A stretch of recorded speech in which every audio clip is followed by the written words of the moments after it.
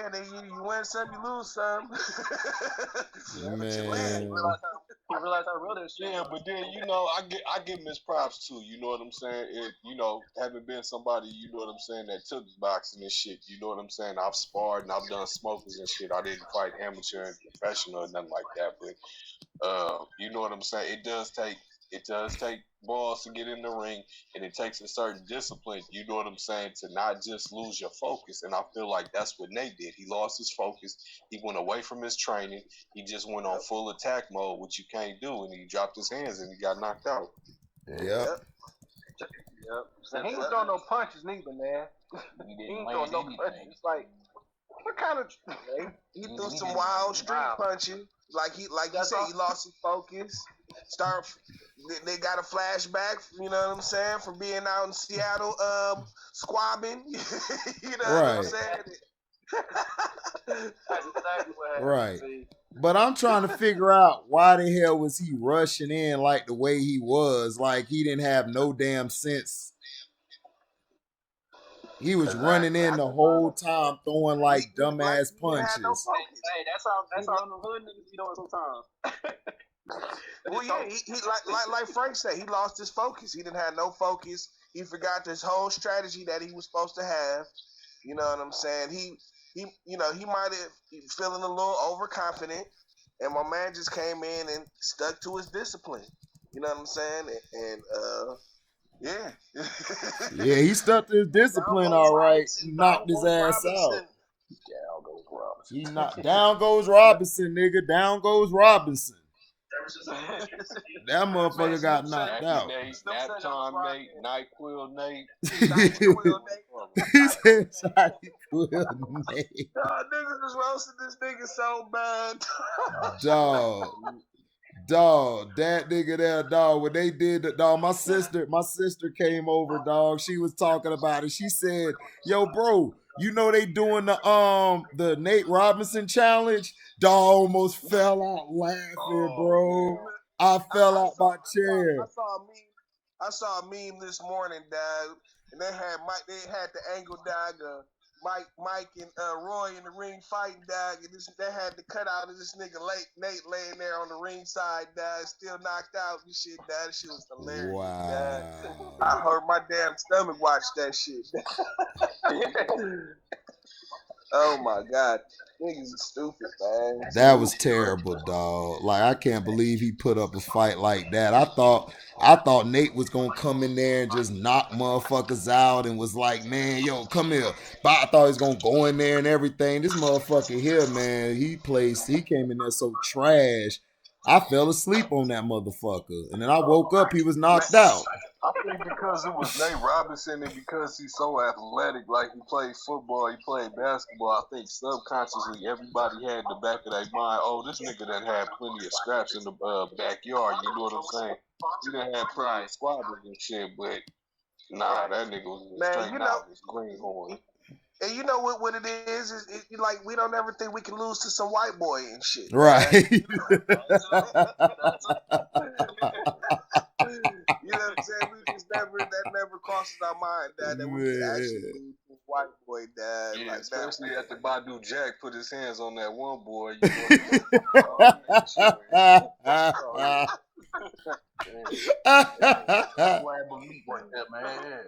that nigga said.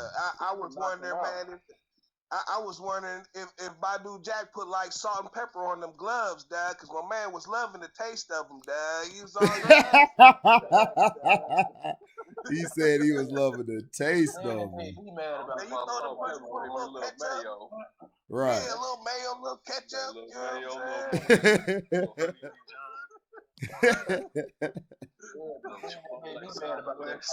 He couldn't even finish, bro. Like I'm like, boy, knock this dude out, man. Right. He playing with his ass and shit. Man, but look, man, sometimes, man, them white boys, man, they be having them hard ass heads and shit. Oh, dad. hell yeah, they do. Knock them niggas out, dad. They just take punch after punch after punch. It be like that. Yeah. Oh man, that's like you swear you whooping this nigga's ass and he should be dead. But the nigga still be on his feet, dad, like wobbling, wanting some more. Like, okay. Right. He kept shaking his arm and shaking his head. I'm like, yeah, that's what they do, dog. That's what they do, dog. It's like, no, I think that like I know that hurt. That hurt my hand. He said that shit hurt my hand. I think they said that came from some little PTSD thing, because he was a former Marine. That him shaking his head like that, but that's what they said. Like crazy and shit.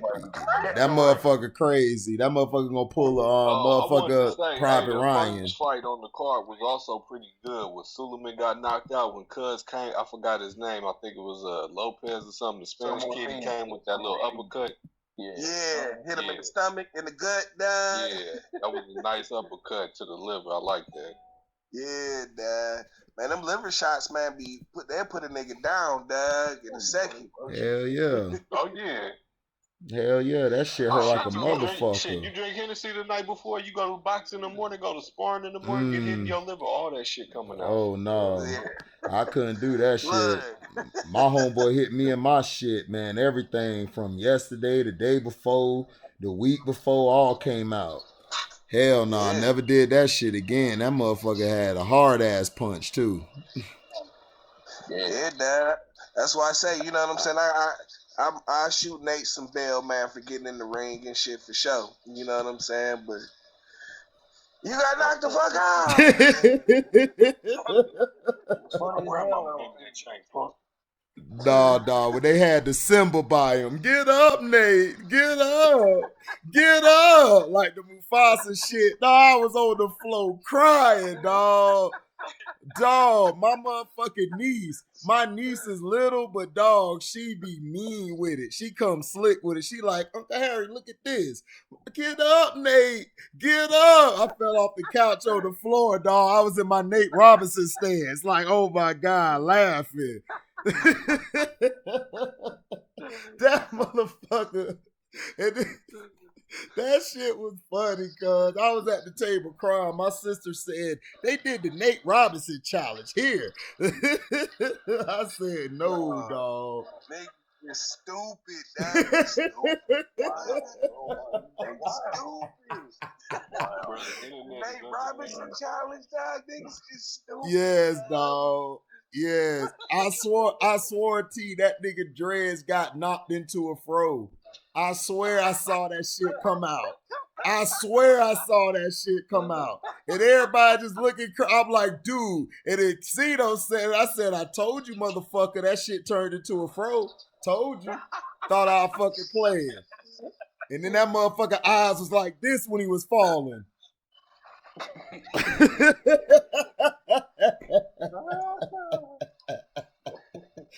Damn.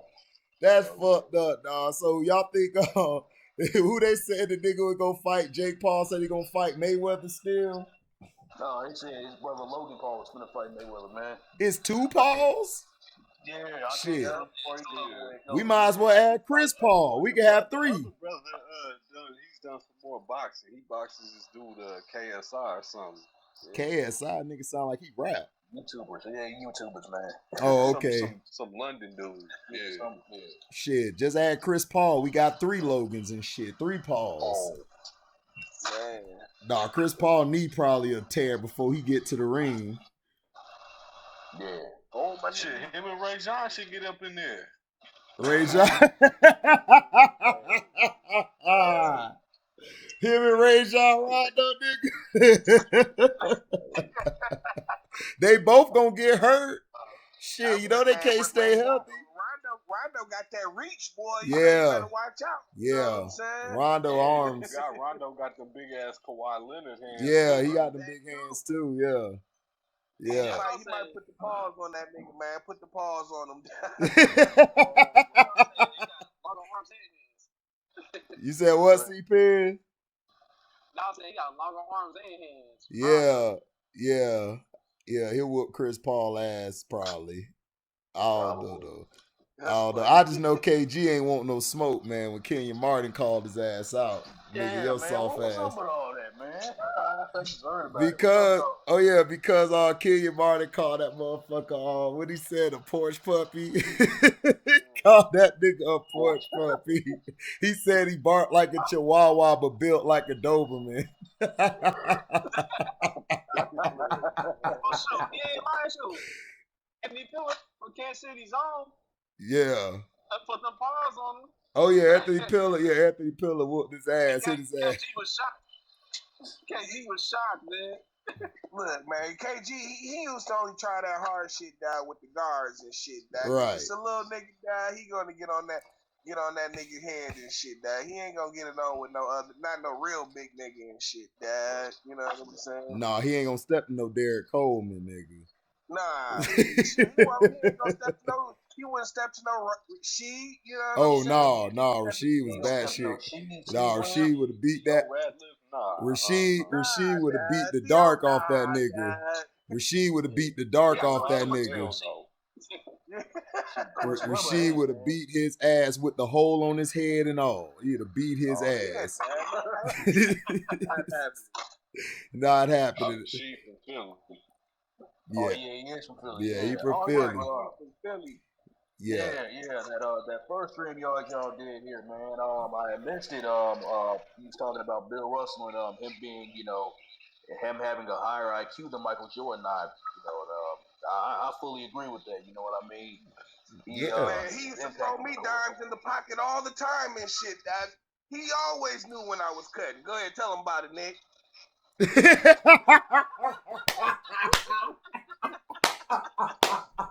I was waiting for it. I thought you and Uncle Frank was gonna say something. Look, it's Frank's fault, man. It's Frank's fault, man. He always got to throw an old joke in, Dad. I thought you and Uncle Frank was gonna say it. I said, man, I never thought I'd meet a soul older than me till I met Nicholas Jacobs, man. Got sons. Yeah, man, but yeah, Bill Russell had a high IQ, man. Look what he did when he stepped on the court. He raised everybody level, and then this motherfucker here, like, he coached as well as played in the game. And then he practiced individually with each player one-on-one to get them ready to know how they shoot, how they play the game, how they like to get the ball in their shot pocket. Now, Mike was just a straight motherfucking scorer. As far as if you want to talk about his IQ is scoring, his IQ for scoring was probably the best up there. But as far as like to play the team game, he had to learn how to do that shit. Because Bird was beating him, Magic was beating him, Isaiah was beating him. Shit, the Bucks beat him. With Moncrief and them beat him. So he done went through his trials and stuff. Another thing, Bill Russell became a coach. You know what I'm saying? Yeah. Not to say that Jordan, if he didn't want to, couldn't get a coaching job. Right. But I'm just saying it takes more brain power and more mind stimulation to be able to coach the game, teach the game to others, and able, you know what I'm saying, for it to translate on that level. Jordan could do that very well for his teammates, but I don't think Jordan would be as effective as the coach. Yeah. I don't know if he got the patience. No, he don't. I don't think he would. And then I think the players would just be like, man, fuck this nigga Mike. And then Mike gonna play all them niggas one-on-one. I don't think he would have been able to adjust to their playing styles.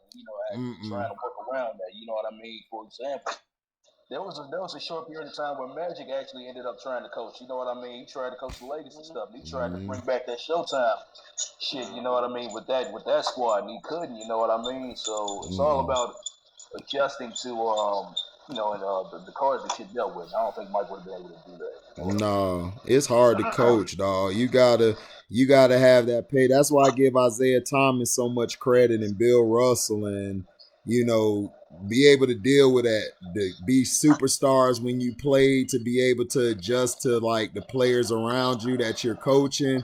That's tough, dog, because you gotta understand each generation different. Like how they talk to Isaiah when he coached. I mean, when he played, he can't talk to them how he used to get talked to. But I remember one story Q Rich was talking about on I think they little show. I think he messed up, and Isaiah Thomas was like, "Man, what the fuck is you doing? You playing trash and shit." Then Q Rich came down and did a dunk, and he was like, "Yeah, what? Isaiah like, motherfucker, you should have did that the first time, nigga. The fuck." You know, so I mean that it's hard to coach, man. And like we were talking about earlier, Nick, in the stream with the with football and all that, we were saying about like the adjustment of being able to relate to players today and coach these players is very tough. You can't just coach. You can't just think, okay, I'm gonna walk out here and coach. You got to be able to relate to the players, to be able to get your point across. Because if you don't get your point across, you're done. And I just think it's very few coaches who can do that, who can flip that switch. Like, for one, I like Larry Brown. Larry Brown could coach some misfits or he could coach some choir boys. It don't matter. Brown gonna coach your ass. So, and that's what I liked about him. Yeah. Yeah, but I think the problem nowadays is that, you know what I'm saying, coaches don't coach, man. Don't nobody be trying to work on nobody's game and shit. Right. Don't nobody be telling the motherfucker you took a fucked up shot, you know what I'm saying? Or nigga, that turnover was fucked up. What are you thinking about? Nobody says nothing like that no more, man. Well, it's like Cino said, back in the day, coaches got players fired. Nowadays, players get coaches fired, even if they got a #1 record in the Eastern Conference, and it's only 2 or 3 weeks before the playoffs. Yep. And you get coach of the year, still get fired. Now that pissed me off, man. I was so fucking mad at that. How you get? Yeah, they did Casey too wrong for that. I'm like, how you win coach of the year? And then they gonna give it to Nick Nurse coach of the year. They gonna give it to the substitute teacher. They get fired, my nigga. Fucking Dilbert over there getting coach of the year and shit. Kurt punk ass how he just built and walked right into Mark Jackson's building. Oh yeah, yes, man. Steve Kerr. I could have coached that team and they still would have won 70-something. Right, exactly, man. Yeah, they were set already. You know what I mean? Man, if I coach a team, Nicholas Jacobs is my assistant because he gonna fuck everybody up and keep them in line. I ain't gotta say shit. I'm gonna be like, Nick gonna be like, get your ass over there. Run the pit right. I'm like, get him, Nick. You see that nigga ain't boxing out right there, man? Get that nigga. Facts. I'm dead serious. I'm bringing T as my general manager. And then gonna be my scout, man. I'm gonna pay him all the money I can. I'm gonna be like, here, man, just let me know if this motherfucker good or trash.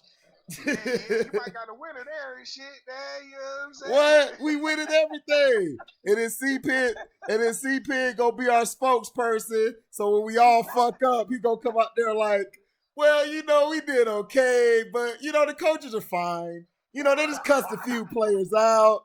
They slapped a few people. But HD kind of, HD cool, Nick cool, we all right. We'll make it. He gonna smooth it over to the white people. So we need C-Pen for that shit. Cause I ain't got the patience for that shit. Me neither. I'm gonna tell him kiss my ass. Right. With a blunt. That's disrespectful. Right. Hell yeah. Fuck them niggas. We gonna be like, hey, fuck them. They suck. C-Pen, like, they didn't mean it like that. They just meant they're not a good team. They're not a good team. They just didn't play well. Man, fuck that C-Pen. They know what the fuck I felt like. Fuck him. Fuck his coach. Fuck his mama. Man, hey, y'all want to fight? We can fight now. Me and Angry Man ready with T. Get it cracking. Uncle Frank gonna sneak around the back and fuck y'all up. What's up? Ain't shit to do. That's a team right there, baby. That's a staff. I put together a staff. We gonna make the playoffs. We play LeBron. I'm gonna put us about 3 Tree Rollins on the team. When he try to run up the score, go foul him. Fuck him up. Every play. That's what I'm saying. No clutch sports niggas get in the game, get in the team. And oh shit. no. Man, we laying that wood. No. I'm making sure of that. Yeah, we gonna foul everybody, man. Fuck that shit. LeBron go to the hole. I'm telling him, nigga. Hey, play G28, Okie 3-4. They like, what? I got you, coach. Man, you know what it is. Tap. Go, tap. I don't know what that means. That means no easy buckets. Right. We're gonna do a halftime show. We're gonna have McPat at the halftime.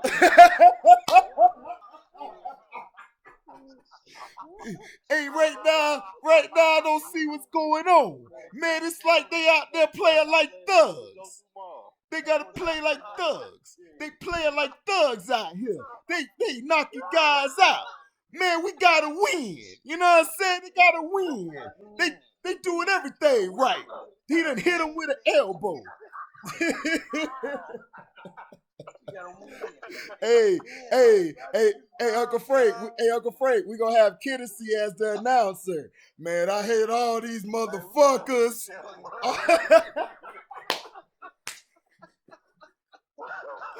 All these motherfuckers suck. Man, I hate him. I'm adding him to my hate book. Where's security at, man? My baby mama's trying to get up here. Get them bitches, man. Hey, we gonna send Burundi on the plane with him as a chaperone. Look. Hold on, this Burundi. Look. Just got cussed out by the coach. Burundi. It's okay. Like, oh, man, you all right. You'll be good. You got cussed out. Everybody get cussed out, son. You'll be all right. That nigga is too positive. I'm like, dude, I need to call you with my check short. Because I'm going to kill everybody. HD, man, it's all right, man. You know, everybody check gets short some days. You just got to calm down and go with the punches. Like, what the fuck? And we gonna have Kinnison do the halftime show, the after show for the local channel. Oh shit! So I'm putting this shit that we lost by 2. I'm putting this in my book of hatred. I'm putting this in my book of hatred. You know what I mean? I want to blame the coach and my baby mama. I don't fuck with none of these motherfuckers. I don't fuck with none of these motherfuckers, man. I just can't stand these motherfuckers on some real shit. You know what I mean? That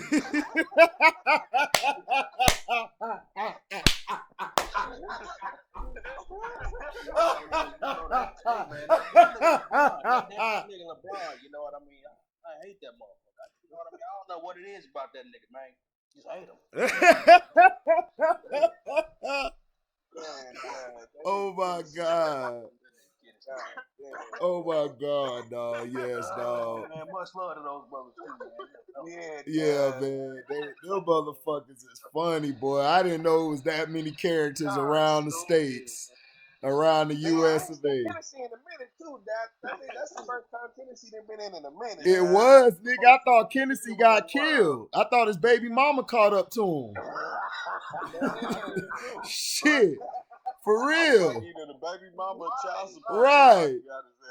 Right, cause remember you was like, man, what happened to Kinnison, dog? I said I thought that nigga might be dead, dog. I didn't even see. I wasn't looking at the screen and shit. I just heard the nigga voice. I'm like, nigga, is that Kinnison? Of course it was. Yeah. And then he was just talking through it like, yeah, man, you know. Yeah. Yeah, see, Penn, that nigga just kept talking, man. I was just over here just chilling and just smoking this and just tired of these bitches. I told this bitch, look, fuck her and her daughter. Shit.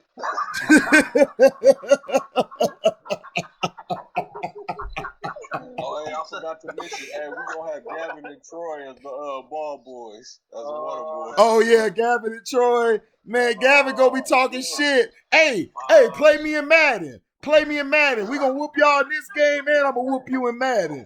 Troy gonna be over there like this. Gavin, man, you always talking. Why, dog? Hey, shut up, Troy. Look, I'm playing you in Madden. I got it set up right now. Hear the water, shit. Look. I like this little motherfucker is a trip, bruh. Oh, yeah, little Gavin is the motherfucker, dad. Gavin is funny as shit. I be laughing at him and Cino when they go at it. Cino be looking. Yeah, Cino be looking at that motherfucker like, I just want to slap him, but I ain't gonna do it. And he turned back to the screen. Cause he be talking shit. Yeah. Talking shit, boy. Like, boy, if this was my Right, Nick. He looking like, boy, if you was my son, boy. Right. I would slap the pit. That's how Cino be looking. I be like, Cino, boy, you got patience, boy. You got patience. Cause I can't deal with that shit. Hell no. I'd have had the door closed on accident. Look, little motherfucker, talk that shit. Yeah, that he'd have absolutely caught a pop to the mouth. Right. Quick, nigga. Like the nigga, like Eddie Murphy on Harlem Nights. Quick, nigga, quick. Hey, man.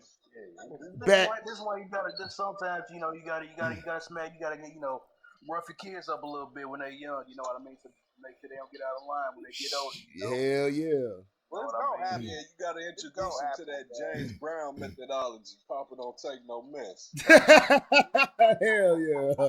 Yeah, but it don't matter. It's gonna happen. Hey, bro, James probably wrote that song about Nicholas.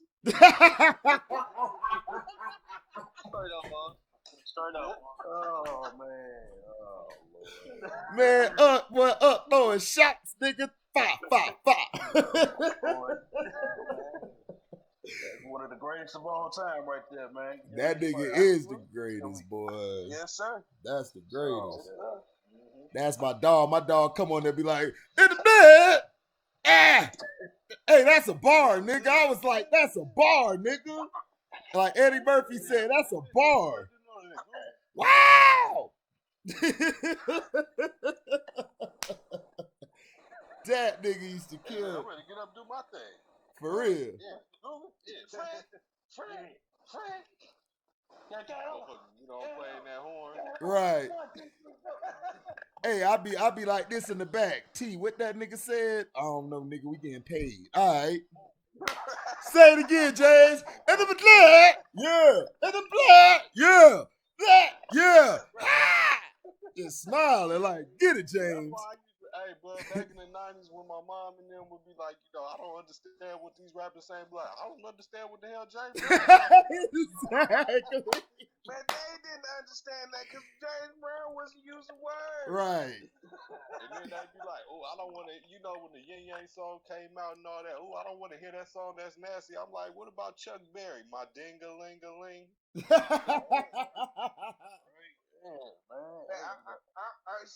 Shit, what was my man's name, dad? Who came out with the stroking song and shit, dad? Oh, Clarence Carter. I be stroking. I be stroking.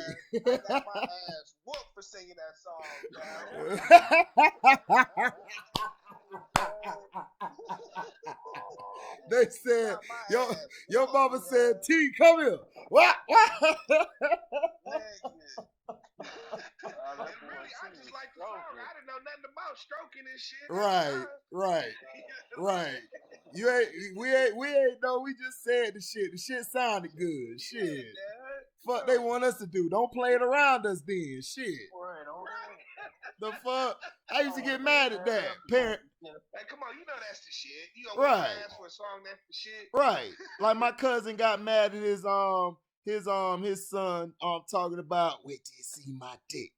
Wait, he gonna get mad at he gonna get mad at my nephew. I'm like, bruh, you playing the song. Like, he gonna say the shit, nigga. I would say the shit. So I know he gonna say the shit. He on there talking about, wait till you see my dick. He like, hey, boy, hey, come bring your ass here. I'm like, bro, what is you doing? Man, he saying that song. You know what? I'm like, bro, just don't play the song, nigga. Just leave the song off. Like parents, I swear some parents be on some dumb shit, bro. I'll be like, how do y'all have kids, dog? Y'all motherfuckers tripping. If you play the song, they gonna mimic the song, nigga. It's not my fault. Shit. Well, you know what I'm saying? They at least had the wherewithal to not do the shit around the parents. And right, shit, right. But my folks wasn't buying it, dad. They was not buying that bullshit, dad. Nah. So I did. They didn't know. Nah. My brother pulled that belt out like Pootie Tangles. Man, whooped that ass, boy. He whooped that ass so fast. I said, damn. I'm glad I want your son, nigga. You grabbed that bitch kind of fast, nigga. That shit was like that was like 0.3 seconds. I'm telling you. He wanted to whoop that ass. Cause that motherfucker. Keep it handy, man, for these little niggas, man. Yeah, these little niggas bad. Man, them old school ass whoopings, anybody could whoop you on sight. Oh, hell yeah. Friend of the family, auntie. Oh, yeah. But see, that kept our ass right, though, man. Nowadays, nah. You touch somebody's son, they calling police, everything on you. That's because we don't know our neighbors no more. Right. You know what I'm saying? Thank you, BAC. You know what I'm saying? Exactly. Like, yeah. You know what I'm saying? Don't nobody know each other no more. Mm-hmm. Right, but you know how it was back in the day. It's like, you know what I'm saying? If we we all having a slumber party at Joe Cool House. I'm there, Nick was there, HD there, T there. We all mess up. You know what I'm saying? Joe Cool Mama could just get off on all five. Oh yeah, absolutely. You know Yeah, absolutely. Absolutely. That's how it's supposed to be. Yeah.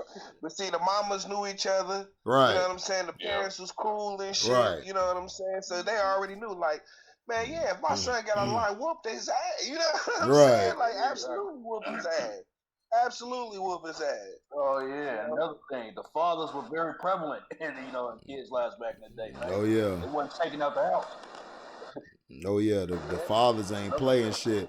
Father, mom, wait till they ass get home, and you get a whooping from them, and you get a whooping from dad too. Oh God, that double whooping. The worst thing you could ever for yeah. Man, I told you about that one time that all day ass whooping I got for when I stole my uncle's Hustler magazine. I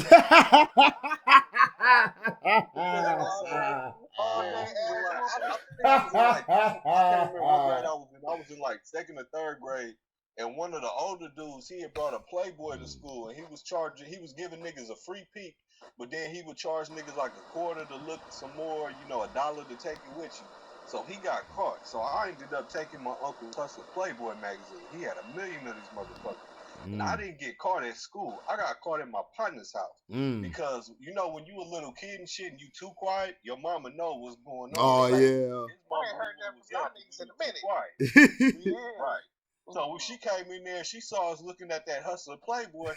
She went and confiscated it. She whooped both of us on the spot. So we go down there, we crying on the couch. His grandmama come in. She like, what's going on? And his mom like, oh, they was looking at a Hustler Playboy. This nigga grandmama take her purse, start whooping the shit out of both of us. Damn. Then when my mama come home, then when my mama come to pick me up, I got an ass whooping when I get back to the house. Then this nigga got an ass whooping when his daddy got home. Damn. That's why you so light now, my nigga. They beat the black off your ass. Shit. Look, it's just shit, nigga. I'm high yellow. It wasn't much black to beat. It's just this simple, man. It's just this simple. Man, you gotta understand that there are consequences for things that you do. You know what I'm saying? Like fucking, if you get caught, you know what I'm saying? If you get caught, you should have been more slicker or not do the shit. You know what I'm saying? But if you get caught, guess what? There are fucking consequences out here. You know what I'm saying? And to a kid, that shit means the world, man, because that helped me think twice in a lot of shit that I did. You know what I'm saying? Like, I never wanted to get caught. I was never like, hey, let's do something stupid and get caught for it. You know what I'm saying? No. Another thing, man, and another thing, you know what I mean? Getting your ass whooped was not like parents wasn't trying to be all barbaric. It was out of love, you know what I mean? Because once you get older, I ain't gonna say that, man. They used to play the games with us and shit. Nigga, my granny died. She would have they would name the belts and shit, dog. You know what I'm saying? Like fucking. Well, I mean, in hindsight, bruh, and then getting hit. You ever been hit with a switch? The switch is barbaric, dog.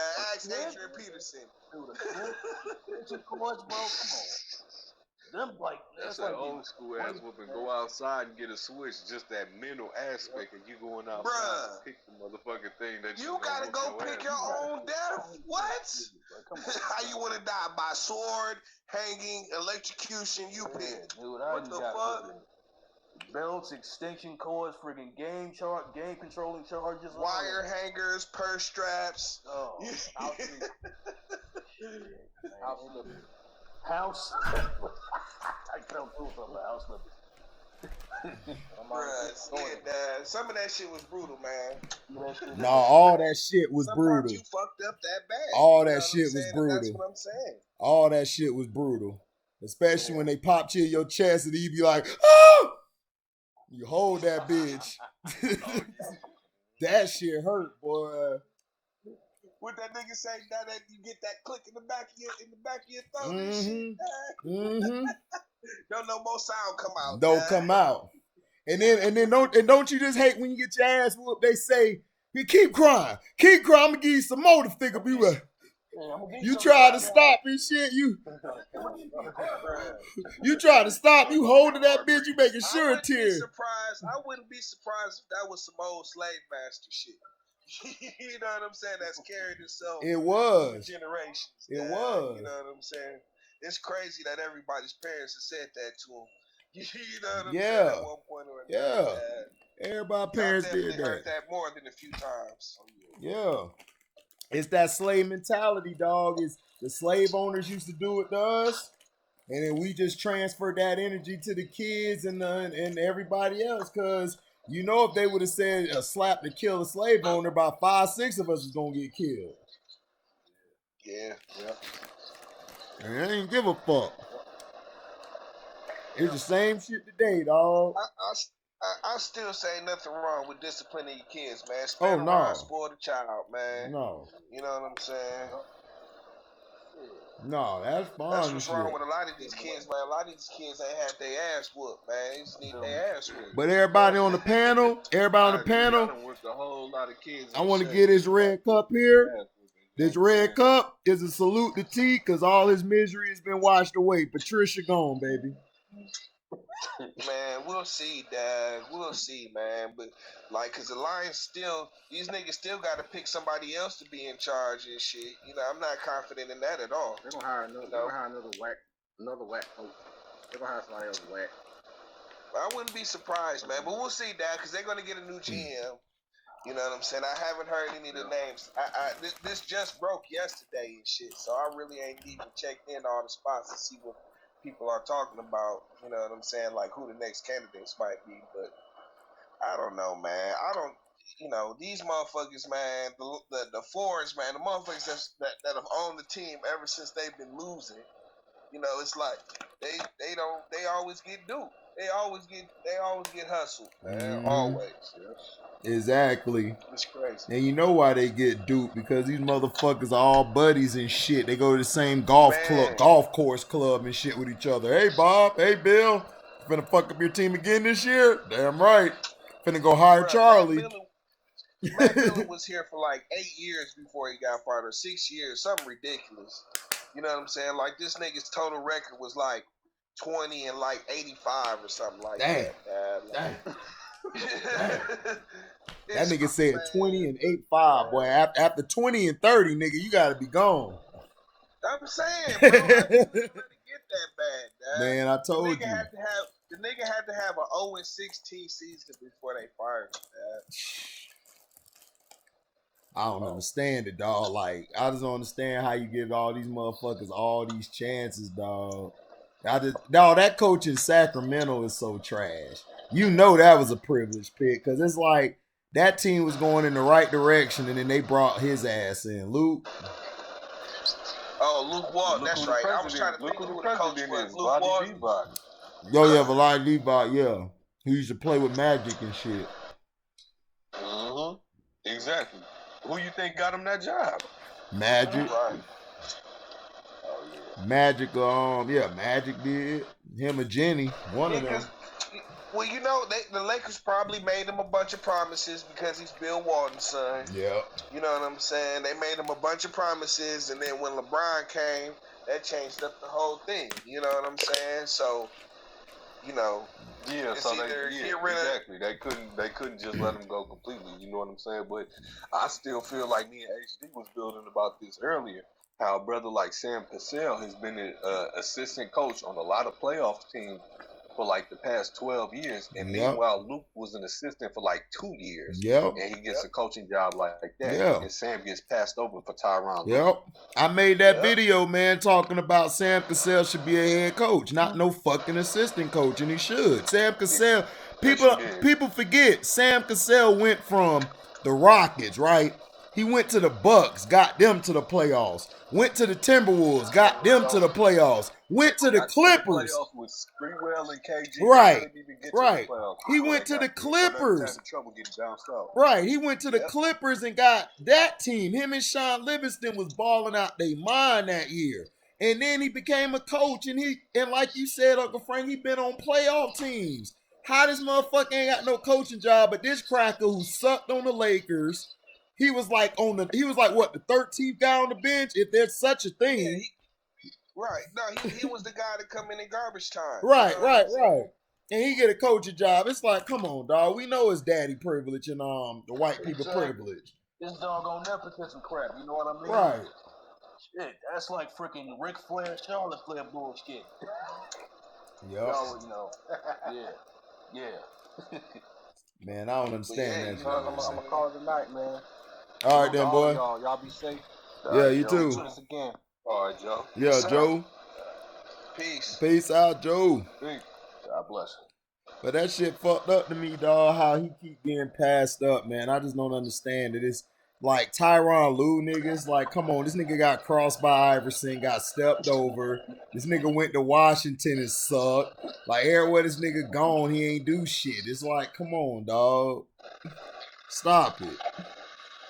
Right. Well, again, you know what I'm saying? Like, you know, like you say, you know, all you got to do is have a daddy with some kind of association and shit, dog. You in there, you know what I'm saying? And, you know, shit.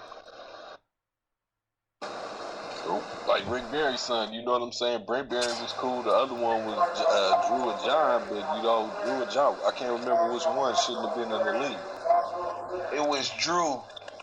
Drew played. He played for the. I think he played for the. I think they all played for the Hawks at one point, except for Brent Barry. Yeah. I think Brent Barry spent all this time out on the West Coast, but Drew Barry played for the Hawks, and so did John Barry at one point too. Yeah, at one point I think John played for the Lakers at one point. Yeah, he did. I think he did too. Yeah, John was straight. I think that was Kobe's rookie year. That was though, yeah. John Barry was straight. Man.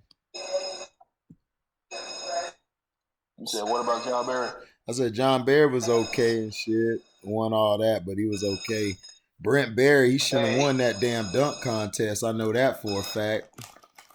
No, they gave that to him, Dad. Yeah. I mean, it was like, oh, the white boy could jump from the free throw line. He didn't even jump from the free throw line. He stepped past the free throw line. He stepped on that bitch. But you got to understand, in 96, when that happened, bro, that was monumental, bro. You talking about 20 years of just brothers in the dunk contest. You know what I'm saying? They was going to take that one regardless. Hey, but you know, I always call that's like the Eminem effect and shit. You know what I'm saying? You know, white boy do something that niggas do naturally and shit. You know what I'm saying? And look at the white boy like it was something monumental and shit. No, Eminem could actually spit. That cracker sucked, dog. Nah, he shouldn't have won that shit. M can spit most definitely, but it looks M can spit, but he's just not that great because he's limited to what he can spit to. Oh, no. No, M not in my 25, right. But I'm just saying Brent Barry not in my top 100,000. So, you know, that's all I'm saying. Who's not in your top 100? I said that Brent Barry. I said that Eminem's not in my top 25, but Brent Barry ain't in my top 100,000. Oh, yeah. That's all I was saying. I wasn't saying if there was a top 20 or whatever. I was just saying that he close to 25 or 30. That cracker Brent Barry ain't close to 100,000. Y'all know I don't fuck with that bitch ass dude with Eminem anyway. You know. Oh yeah, but shit, I give respect where he can spit a little bit, but all these crackers be trying to say he top 5 or 10. I'll be like, you out your mind. No way. Out of all these spitters. Not top. I couldn't put Eminem on. I mean, like, it depends. If we're talking about just straight lyricists, you know what I'm saying? Then he could probably get into the top, like, 15 as a lyricist. Like, we're talking about everything included. As far as that goes, he ain't passing up. Yeah, if you're talking about MC, like, just everything, nah, Dad, he's further back than 15. Even lyricists, I don't have him in my 25. Hey, bro. I don't have him in my 25, dog. You gotta think about it, dog. It's been a lot of motherfucking spitters, dog. Over the years. It's because I know T, you from spitting land and the D, so I know you got like 10, 15 who'll take his head off. You know what I'm saying? Right now, I mean, or even back then. Don't get it twisted, man. Like lyrically, Eminem is a beast. You know what I'm saying? Yeah, he is. But he's a little one dimensional. You know what I'm saying? And you know, that's kind of where he falls off at, you know what I'm saying? But as far as, like I say, like, you know, like his ability to blend syllables and change syllables around and shit, you know what I'm saying? And play with that shit, dog, he's great at that shit. He's great at that shit. Yeah. Here's my thing with all that, man. You can be doing all that shit, you know, blending syllables, alliteration, similes, metaphors, double entendres. You can be doing all that shit. But if it don't add up to mean anything, then it's not. Then what is it? Yeah, you know what I mean? Absolutely. You just a rapidy rapper ass nigga. You know what I'm saying? You just spend a bunch of rhetoric. You feel me? And that's my point. You know what I mean? I like substance. What am I gonna take from your records? You know what I mean? That's my thing. Yeah, well, you know what I'm saying? Like Eminem was at his best when he was kind of like going through the whole free speech kind of thing and shit. You know what I'm saying? Where they just kind of. And I mean, it wasn't really even natural, but at least he had something to talk about. You know what I'm saying? You got to give him credit. His first three. The FBI sending a letter to fucking 2 Live Crew or nothing like that. You know what I'm saying? But I mean, but his take on censorship, was when he had something to talk about. You know what I'm saying? And being outrageous and shit. You know what I'm saying? Like that was cool. You know what I'm saying? I liked it in first three. But with Eminem, it's like he's limited with the songs he can do because if he's not talking about drugs or violence, he kind of whack. Yep. Yeah, but that for his first three was straight. Shit wore, like I said, that shit wore thin after his first couple albums. You know what I'm saying? Yeah, his first three was straight though. Like I ain't gonna lie about that, but it's like if we see the best artists, you know, over the years, like they continue to grow, like they change up or they go into another direction. They got another level they go to. And I just always felt like Eminem just never had that next level. Like the motherfucker can spit. You can't take that from him. He get his delivery, his flow, his lyricism is nasty. You know what I'm saying? I just feel like that extra gear. Like I heard it from Talib Kweli and I heard it from guys like, you know, Common and them. I heard another level. I never heard it from Eminem. He was always lacking that one thing. And to me, that's him and Jay-Z to me. That's to me. I mean, y'all may feel differently, but him and Jay-Z to me, I just feel like both of them guys, like, they just never took it to that. They never had an extra gear. Like they followed like Jay followed the trend and Eminem was just like Nick said, like spit about drugs and all that bullshit. You know, it just never. That's just me, from what I listen to. To me, Jay-Z, he's been a dude. He can make hit songs. You know what I'm saying? Because he is of that 90s New York tree. You know what I'm saying? Like that whole thing. You know what I'm saying? Like, you know, he squoze a couple classic albums out of that. But for the most part, man, like. That nigga albums always be like, man, you know what I'm saying? Right. Compilation rapper, you feel me? Right. It's like it ain't no real, you know, concepts being spit about. You know what I mean? It's like, like you said. And what I used to try to tell cats back in the day when they would compare Jay-Z and Nas, and even this before Nas dropped Ether and shit, when people would say Jay-Z, I'm like, bruh, Jay-Z doesn't have the creativity to make certain songs that not Nas like does. Jay-Z could never make a rework. That was Jay-Z could never make a fetus. You know what I'm saying? I Gave You Power. I Gave You Power, right? Oh my God, that Money song is my there. bitch. He's not creative enough to do some shit. Jay-Z would love to do a song like Money Is My Bitch, but he's not creative enough. Or even that, or a Tupac song like Me and My Girlfriend, something like that. Oh, I was so mad when he butchered that shit. He did make Me and My Girlfriend. He butchered that shit. I was so mad. I was so fucking mad. Yeah. I was so mad at that shit, dog. We were so mad in Florida over that shit. It was just like, why? Like, where did this even come from? And then I heard Carcino tell the story about it. I'm like, wow. Okay, yeah. That's what I was like. He still should have did that shit, but I understand. Because that shit was terrible, dog. It was like, it's like even when he was doing it, it sounded like he was forced. He was forced to do it. It was just weird and shit. You know what I'm saying? And you know what I'm saying? Like, yeah, like Jay, like I really liked Reasonable Doubt. That's probably my favorite Jay-Z. Yeah. And then the Blueprint, you know what I'm saying? Yeah, Blueprint went hard. Like the Black Album was like, Blueprint was hard because of Kanye though. Keep it real, bro. Blueprint was hard. Yeah. No doubt. It was. No doubt. Kanye Ain't said no that whole love album in the city. Come on, bro. That was all kind. No, my song was that Breathe Easy. He snapped on that Breathe Easy and that Me and My Girlfriend remix. Those are my shits. That's actually an old beat. Yeah, dad. Yeah, you know what I'm saying? Like Hove and Hove had a vibe for that album and shit, man. He really hasn't recaptured that since. I thought, who was that one? The one album was like okay, but see, again, it's like, man, he had these albums where even his I can hear you, Damon. Go ahead, T.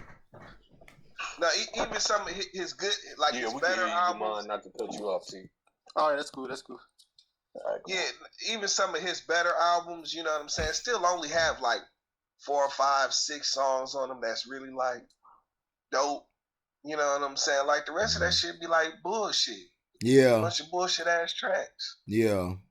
I mean, it's like you said, man. It's like, to me, like you and Nick was saying, like subject matter really matters. And like when you heard Nas when he dropped Ether, it's just the way he said it, like how he put everything. You could tell he's creative. Just shit he was saying. You know, it's like an AIDS test. What's the results? It's not positive. Like just shit like that. You could tell his mind thinks deeper than what the average motherfucker think.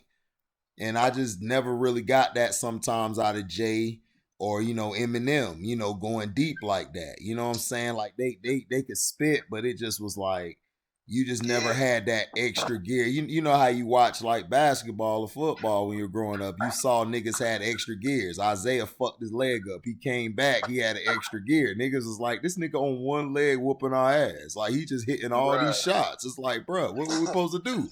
You know, I tried to block him, but shit, coach, look what he doing. You know, he hit that bitch. Right. Right. So it's like, I just never felt that from Jay and that. And then like when he tried to say he was better than Big, that pissed me off. Like I can't even listen to this shit. You spit almost half of his lyrics. Right. Because I swear, like I used to listen to Big all the time growing up. I was like, did this nigga say another Big line? Nigga, I swear that's what Big said. Man, and he been doing that shit for a minute. You know what I'm saying? Like, that's what he said,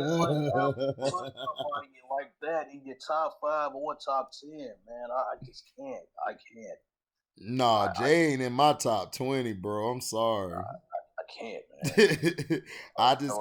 I like T said, I like the Jay on Reasonable Doubt was straight. Blueprint was straight. The Black Album, it was like, yeah, okay. Exactly. Like I wouldn't even put him in front of like a prime Ice Cube, man. That's me. No, not Ice Cube. No, you can't. I'm sorry. Cube has 3 classic albums, Dad. Yeah. You know what I'm saying? Yes, he does. Death Certificate, America's Most, and The Predator. The Predator. But don't sleep on Lethal Injection either, bro. Yeah, Lethal Injection was straight. I liked that shit too. Lethal Injection was straight. Lethal Injection was straight, but it wasn't like the Predator, Dad. The Predator was like. Oh, we know that, nigga. Just listen. Of course. Listen to the name Predator, nigga. Oh yeah, American's Most. That's like one of my top 10 albums of all time. Yeah, of all time. You know what I'm saying? It's that kind of record. Jay-Z doesn't have that. As dope as Reasonable Doubt is, it's no American's Most. Oh hell no. Or Death Certificate, man. I was pissed off like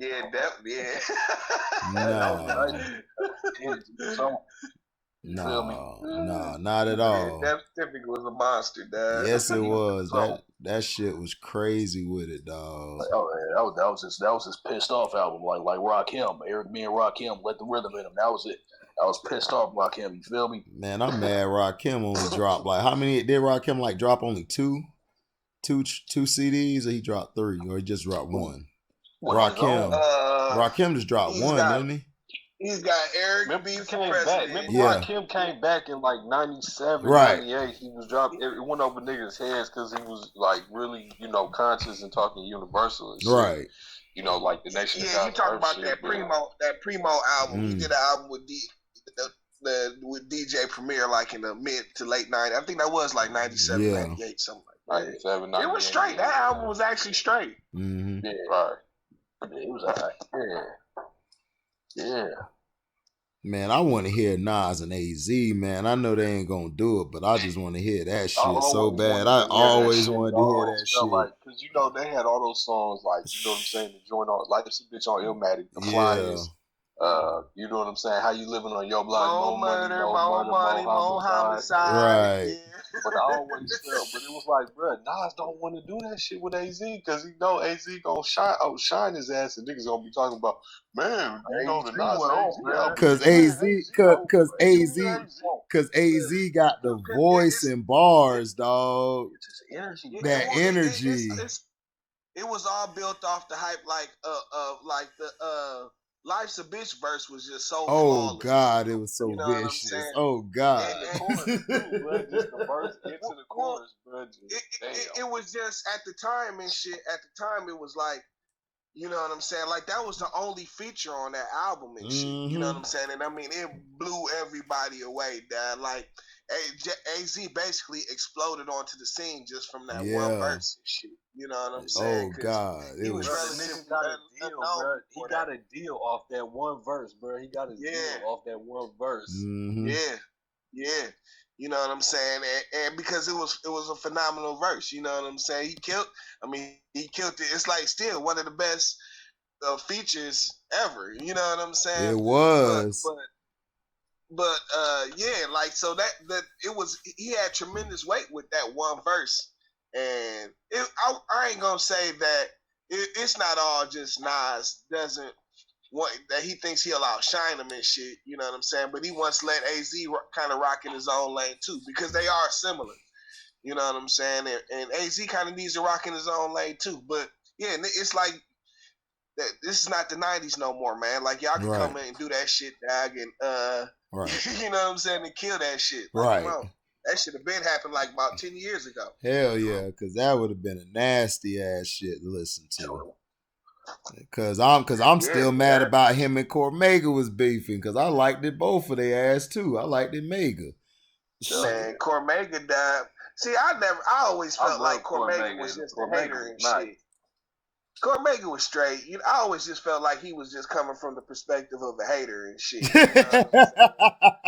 Like for real, now, like this nigga is you like spending your whole career dissing this nigga. The next CD, like real songs. Cormega, like real songs, coming from the perspective of a hater, introducing Cormega. Look, and I fuck with Cormega, but it's just like, man, it's like you like that first part of his career when he really had his name and shit. You know what I'm saying? Like he spent that time dissing Nas and shit. Right. You know what I'm saying? Even on some of them better albums, like people think are classics and shit, it's like he's got like 3 or 4 songs on there dissing Nas, and it's like that kind of took the album down to me. You know what I'm saying? Nas ain't even paying no attention. Right, he not. Especially when he dropped. Even though I do fuck with Killer Steam though, with the song he did with Mobb Deep, I fuck with that song. Yeah, man, I ain't sleeping on Megan. No, you know what I'm saying? straight. Megan got songs and shit out here. Fucking forget my favorite song by Megan, Are You My Nigga? Yeah, that's the shit. Yes, that's the shit. Man, it was one of I keep wanting to I ain't gonna lie to you, is right. Hey, bro, he was getting that Nas, but I seen the DVD where he was like, you know, he was just going through all the shit in Queens, and then he was like, man, you remember on Illmatic how Nas was like, my motherfucking heart, Big Poe? Man, Nas ain't talked to that nigga Big Poe in about 8 years. I was like, damn. Yeah, really, it all stems from the nigga was supposed to be on the Firm album. He was just supposed to be it wasn't supposed to be Nature. It was supposed to be AZ, Foxy Brown, Cormega. You know what I'm saying? And then like some ancillary New York niggas like Nori ended up on there and shit. You know what I'm saying? Some other Queens niggas. But the group was Foxy, AZ, Nas, and fucking Cormega and shit. And I think Carcino probably did the truth behind this. You know what I'm saying? But I watched this like when I first. He did do a truth behind this. You know he did. I watched this video. That boy got a truth behind everything. Like 3 years ago. Yeah, but they fell out before the album. I mean, before the shit even really got started, they fell out. You know what I'm saying? Right. And Cormega has been mad about that ever since. You know what I'm saying? He got kicked out the group. You know what I'm saying? And fucking he tried to have a deal with Def Jam and shit. You know what I'm saying? And Def Jam wasn't feeling him. And I think part of it, he felt like Nas was blocking him from his Def Jam deal. I'm sure. You know what I'm saying? But he was dissing Nas. You know what I'm saying? So it's like, bruh, you know what I'm saying? Like they're not gonna let you just diss Nas and shit. You know what I'm saying? Like, and second, you can't just come in the game just being a diss head, bro. You gotta add some content. Right. Like, you feel me? That's what messed up Cannabis. Messed up Cannabis trying to go at LL Cool J. No matter how Cannabis just had a whack album, dog. Right, that's all. He was in there. Yeah, he was straight. He just didn't have nothing if that album was trash, dog. If that album wasn't trash, dog, Cannabis would have been straight. He came in the right way. If it was at least okay, Cannabis would have been straight. That's how strong Second Round Knockout was. Yeah. If it had just been decent, like that if he had just dropped vicious. like a little Hove album where it had like 4 or 5 good songs on there and like some garbage songs, he'd have been straight. Yeah. Man, that nigga album had like no song, like literally no songs on there that I fucked with. It wasn't. It wasn't. You right, because we listened to session with Cannabis, Big Pun, Most Def. Oh yeah. Mike Geronimo and Pun went off. Cannabis dumbass was over there like, man, I deserve the right to anchor this. I'm like, bro, you got big motherfucking Pun sitting at this table. You don't deserve it. Right next to you, dog. Right. Him, nigga, Pun was on fire at the same time, dog. This nigga Pun was murdered too. I forgot DMX was in. Yeah, X was there. Mike Geronimo went off, dog. Him and Pun went the fuck off, bro. Mike Geronimo was my nigga. Yeah, Mike was nasty. Him and Pun just, ooh. Victim of the game. Yeah, Mike was my nigga, dog. I used to listen to Mike, and then I heard Mace on the Children of the Corn shit. I heard Mike Geronimo, man. I told my brother, but who the fuck is that? That nigga said, that's Mike Geronimo. That nigga just need to be called Mike, because that nigga killed that shit, nigga. He killed that shit, bro. For real. He just should, his name should be M-I-C. That's it, nigga. Mike. Bro, this nigga Mike Geronimo has like 2 underground, like just classic albums. Yes, dog. Oh you know my God. Like, there's no reason why he should have never, like, he never got his deal. Right. It's just oh my gosh, dog. That nigga was so flawless with the mic. Pun had the best verse in that cipher, bro. When he of course, nigga. Of course. Pun was the best. Of course. That's Pun, nigga. In that cipher. Respect DMX. You know, I shattered dreams like Pun is Pun. Daddy and team, your squad to be bought from like Adam and nigga from the Jordan. I'm carving my initials on your forehead so every night before bed, man. Come on. Man, I wanted to hear him and Big L together real quick. That would have been nasty. All that plaga. You ain't even in the class. Oh yeah. You ain't even in the class. Yeah. You know you done fucked up, right? Yeah. Big L was hard. Yeah. Oh yeah, Big L was hard. I want to hear Big L. I like that song All Black. Go ahead, Dan. Go ahead. That's how I like that song All Black. He went all out on that one. Mm-hmm. That's another nigga. I like that song. I like all this shit, but I like that song. Hell yeah. Like, y'all ever heard that one by Big L? Hit It? Yes, dog. Yeah. I heard that one. Man, that nigga. Oh man, you gotta go listen to that. He mixed the instead of Can I Kick It, Can I Hit It? Oh yeah, Lifestyles of the Poor and Dangerous. Ebonics. Yeah. MVP. Yeah. Put It On. I like. Put It On with the shit. Yeah. Street Struck. Or the Graveyard. Street Struck. MVP. Graveyard. Yep. Holding It Down with Showbiz and AG. Yep. Yeah, 10-minute freestyle where he killed Jay-Z. That was the first time. Yeah, that's what I was gonna say. 10-minute freestyle. Yeah, he murdered Jay on that shit. He killed Jay-Z, boy. Ooh. Back to that Foo Schnicken flow. So right. Man, niggas, you ever seen the video of this nigga DMX killing this nigga Jay-Z? No, I never seen the video. I heard about the shit though. On the Hard Knock Life tour, this video, everybody's. Oh, okay, I know what you're talking about now. Hard Knock Life tour, yeah, I heard. Don't know what I'm saying. Then you read about it. Yeah, I remember that. Yeah. Nigga, he said something like take a knife from his something to his appetite down. He was killing that nigga, dad. He was killing that man, nigga. Jay can't sustain with no eggs. Brillo hit your ass with 2 right through the pillow. Oh, DMX is going in, dad. Man, yeah. And then it was like afterwards, everybody was like, ooh. Man, that nigga DMX, man, X was nasty, man, with it. That's my nigga, man, for real. That's my dog. Is it me or does like DMX was like a Tupac in a way? I think that's just me. Like, nah, he wanted Tupac. Why you might say it that way? I wouldn't say Tupac because of Tupac's revolutionary. Yeah, aspect. I didn't see DMX had that rock star type of lifestyle like Tupac. You know what I'm saying? Like, DMX they had energy. You gotta remember DMX, the energy. When he was at his height, bruh, he was really at his height, bruh. And I mean, he was like, white people love DMX just as much as they love Tupac. You know what I'm saying? Like, he really had that kind of star persona. You know what I'm saying? He was that big. He had energy. I think that's why. Revolutionary aspect of the consciousness of it, because DMX wasn't making, Brenda was a baby type right. shit. He was making his own heartfelt music. Like, that's what it was about DMX. Like where they're kind of similar and shit is like, you know what I'm saying? They made shit that was personal to them. And shit. Like, that's why motherfuckers fuck with DMX, because you know what that nigga saying is real and shit. Yeah. You know what I'm saying? And then he had that energy. He had that energy like podcast. So that's why people used to get him like it's that air of authenticity. Right. You know what I'm saying?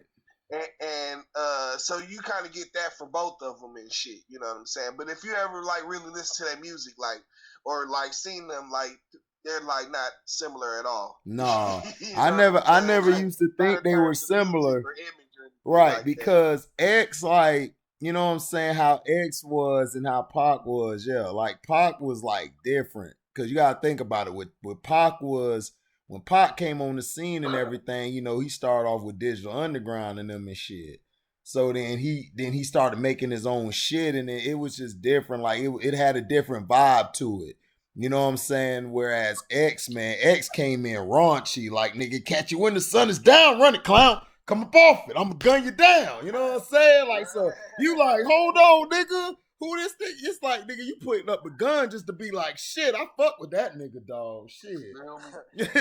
You know. When X first came out, he came out with Slipping. Falling. Can't get up. What? Yeah, those are Come on. All old songs. Like those first two albums are like songs he had oh my for a minute. God, Now, classic. some of them he wrote with his brother K Solo and shit. You know what I'm saying? Right. And fucking, K Solo, yeah. You know what I'm saying? And fucking Like he was in a group with Ja Rule and shit. They was the Cash Money Boys and shit. You know what I'm saying? Yeah.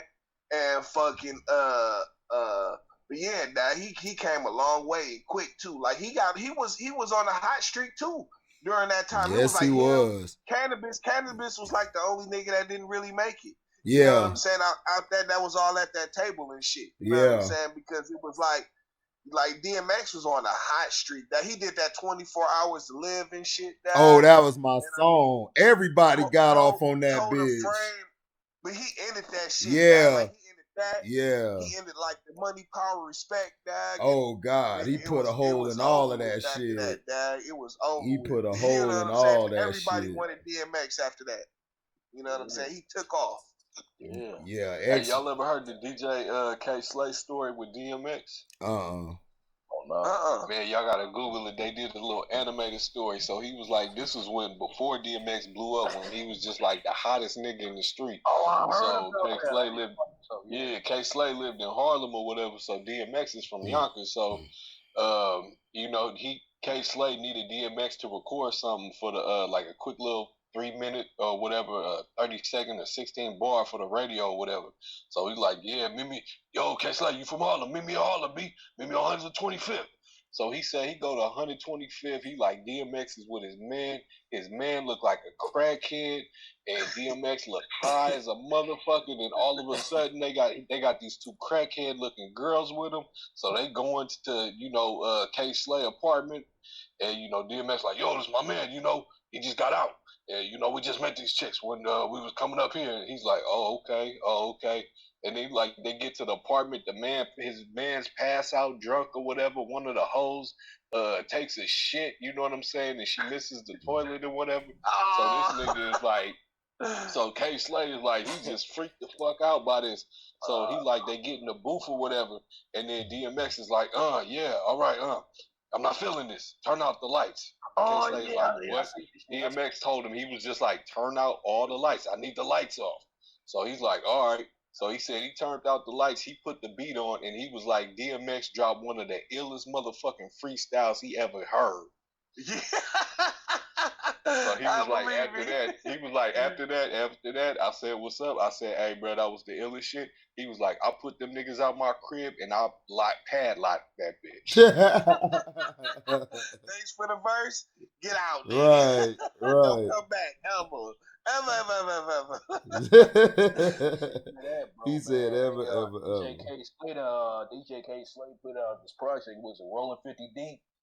I heard about that. Yeah. I seen a little bit of that shit. Ghost was spitting on this shit, then Raekwon came after him. Yeah, they had Butcher on there. Papoose is on there. Joel Ortiz is on there. That's a nigga who should have made it, dog. Papoose should have made it. Raz Cass? I said Grandmaster Cass. Oh, Grandmaster Cass. Okay. Okay. I gotta check it out. That shit hard. You talk about Cass from the Cold Crest Brothers? Cass and Over, yeah. Yeah. Damn, bro. Grandmaster Cass. They stole that, bro. Rappers Delight, they stole that. Big Bad Hank stole that nigga's rhyme. He put his goddamn name in the goddamn rhyme. You know what I'm saying? He ain't stealing. Here's the thing about that.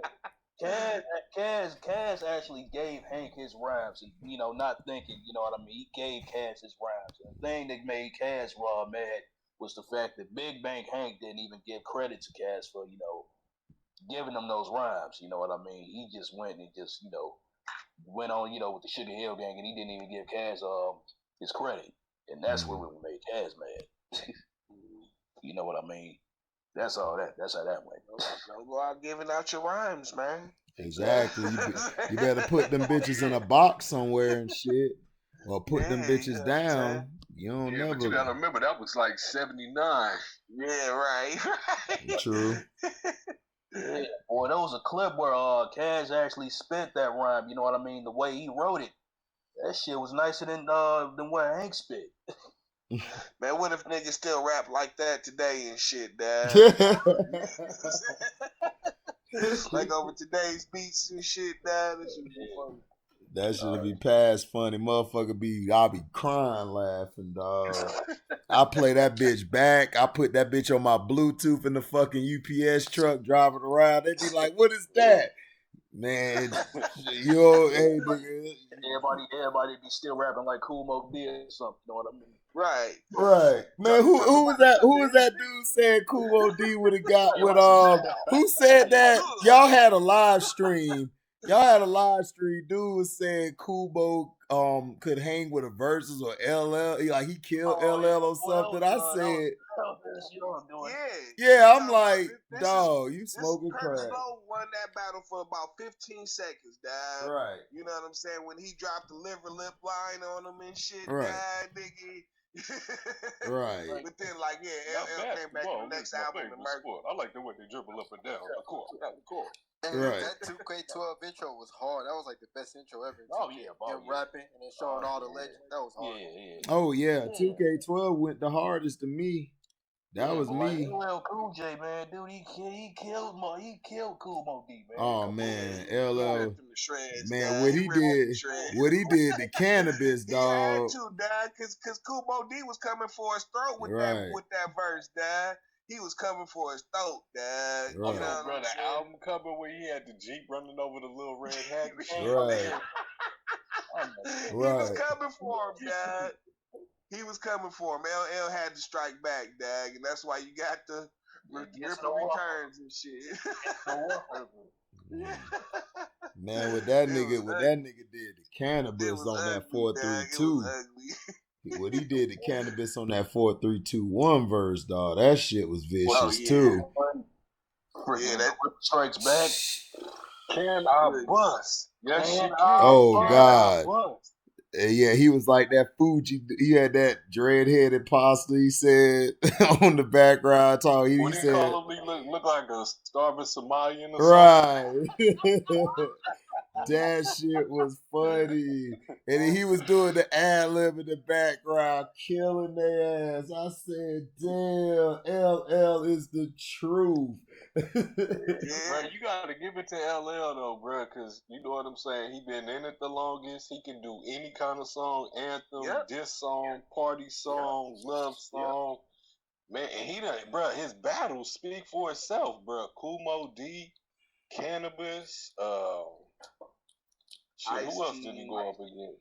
Ice-T. Shit, he sent the shot at Tupac when he did that I Shot You shit. Oh yeah. That was nasty what he said that did. Yeah. I battle female rappers too. I don't give a fuck, boo. I said that. Hey, that nigga LL, he be fierce when he say he shit, do, cuz. I crush. Ain't gonna lie. Ain't gonna all hold my respect though when he got on that little Garth Brooks country song talking about he want to take Mr. White Man out for dinner and shit, but you know, 85 to about 2010, LL was the goddamn goal. Oh man. Oh my God. Yeah, you know. Yeah. But other than that, goddamn it, you know what I mean. Besides all that shit, I don't know about that was tied on that shit, but LL, man, I'm talking like 85, 86, 87 when he came out with I'm Bad. Oh yeah. No rapper can rap quite like I can. I'll take a muscle down man and put his face in the sand. Damn. So I'm an MC. I ain't met the motherfucker who could do that.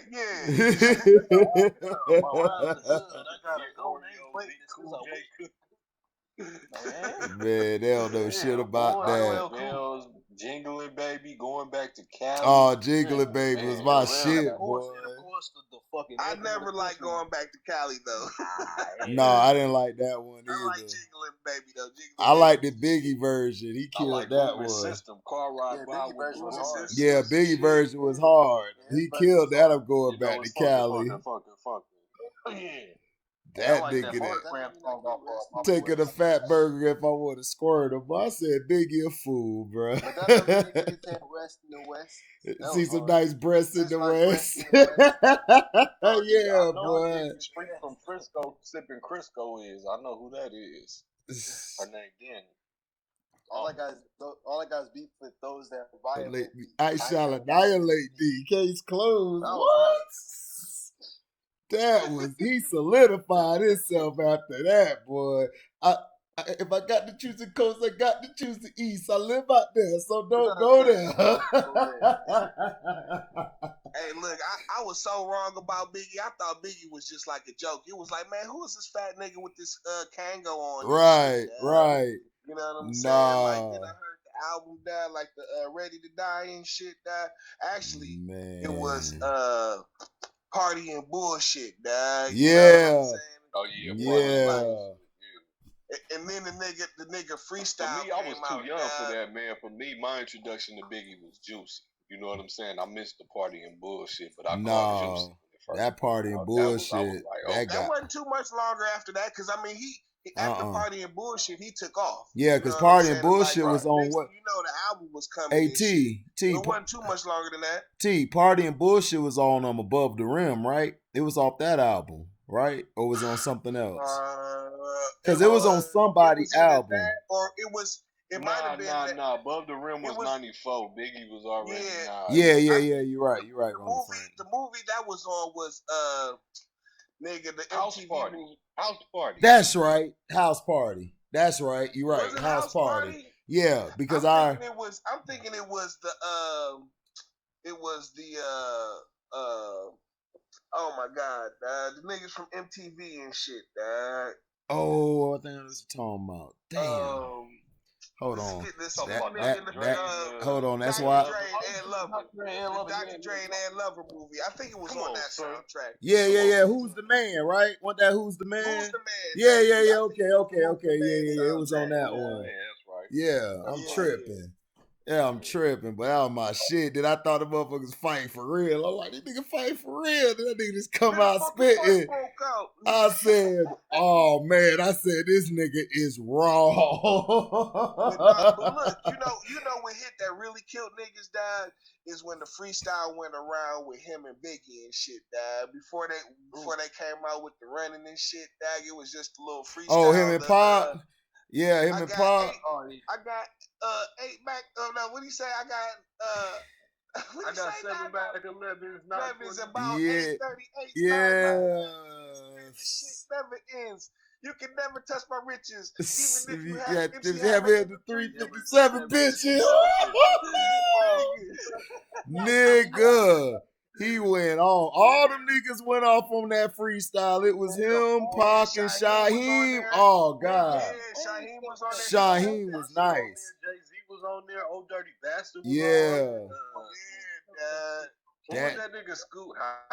Laugh now, nigga. Yeah, that was my shit. I be on your ass like bugs on the wish. Yeah. That was my shit. Well, Big Daddy Kane went off, boy. Yes, dog. Big Daddy Kane is my nigga, boy. I'm just saying I'm fucking incredible. And let's just get one thing understood, that if I fought on the record, nigga, trust me, it'll sound good. I was like, that's gonna stink, but yeah. I think that was like from one of them Howard Homecomings or something like that. Yeah. Boy, even Pac went off, boy. Even Pac was giving. Man, Pac, I like Pac freestyles. Pac used to go off on his freestyles. From my Max in. I'm like, oh. Yeah, dog. Pac used to go off on this shit. I'm thinking about that shit. I'm about to go play that shit right now. For real. Y'all know another song Biggie killed with Bone Thugs and Harmony?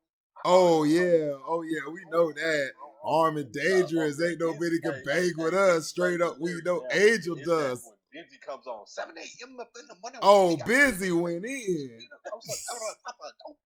Nigga, Busy killed. Yes, and then Crazy came in smooth with it. They all killed it. Man. What's that song Biggie got? It's some lyrics I don't agree with. He said, "Girl, you look so good, I want to suck on your dick." Oh yeah. Yeah, hey T, my homeboy from Jacksonville. We was in motherfucking Texas Southern. We heard it. My dog was like, "Man, I fuck with Biggie, but that line," I was like, "Biggie, yo, I can't agree with you on that, cuz." Biggie got a couple questionable rhymes. Right. Right. I think Cino had touched on that. That rhyme was like a way, you know what I mean? That was a wake up bar, you know what I mean, to get your attention or something like that. Man. That, I mean, bro. Some things you want to get attention, bro. That's like when New you York doing niggas. Right, T. Right, T. Doing some shit. So you look so good. I suck on your daddy's dick. I never felt that way in my life. I said, nigga, no. I don't give a fuck how good she look.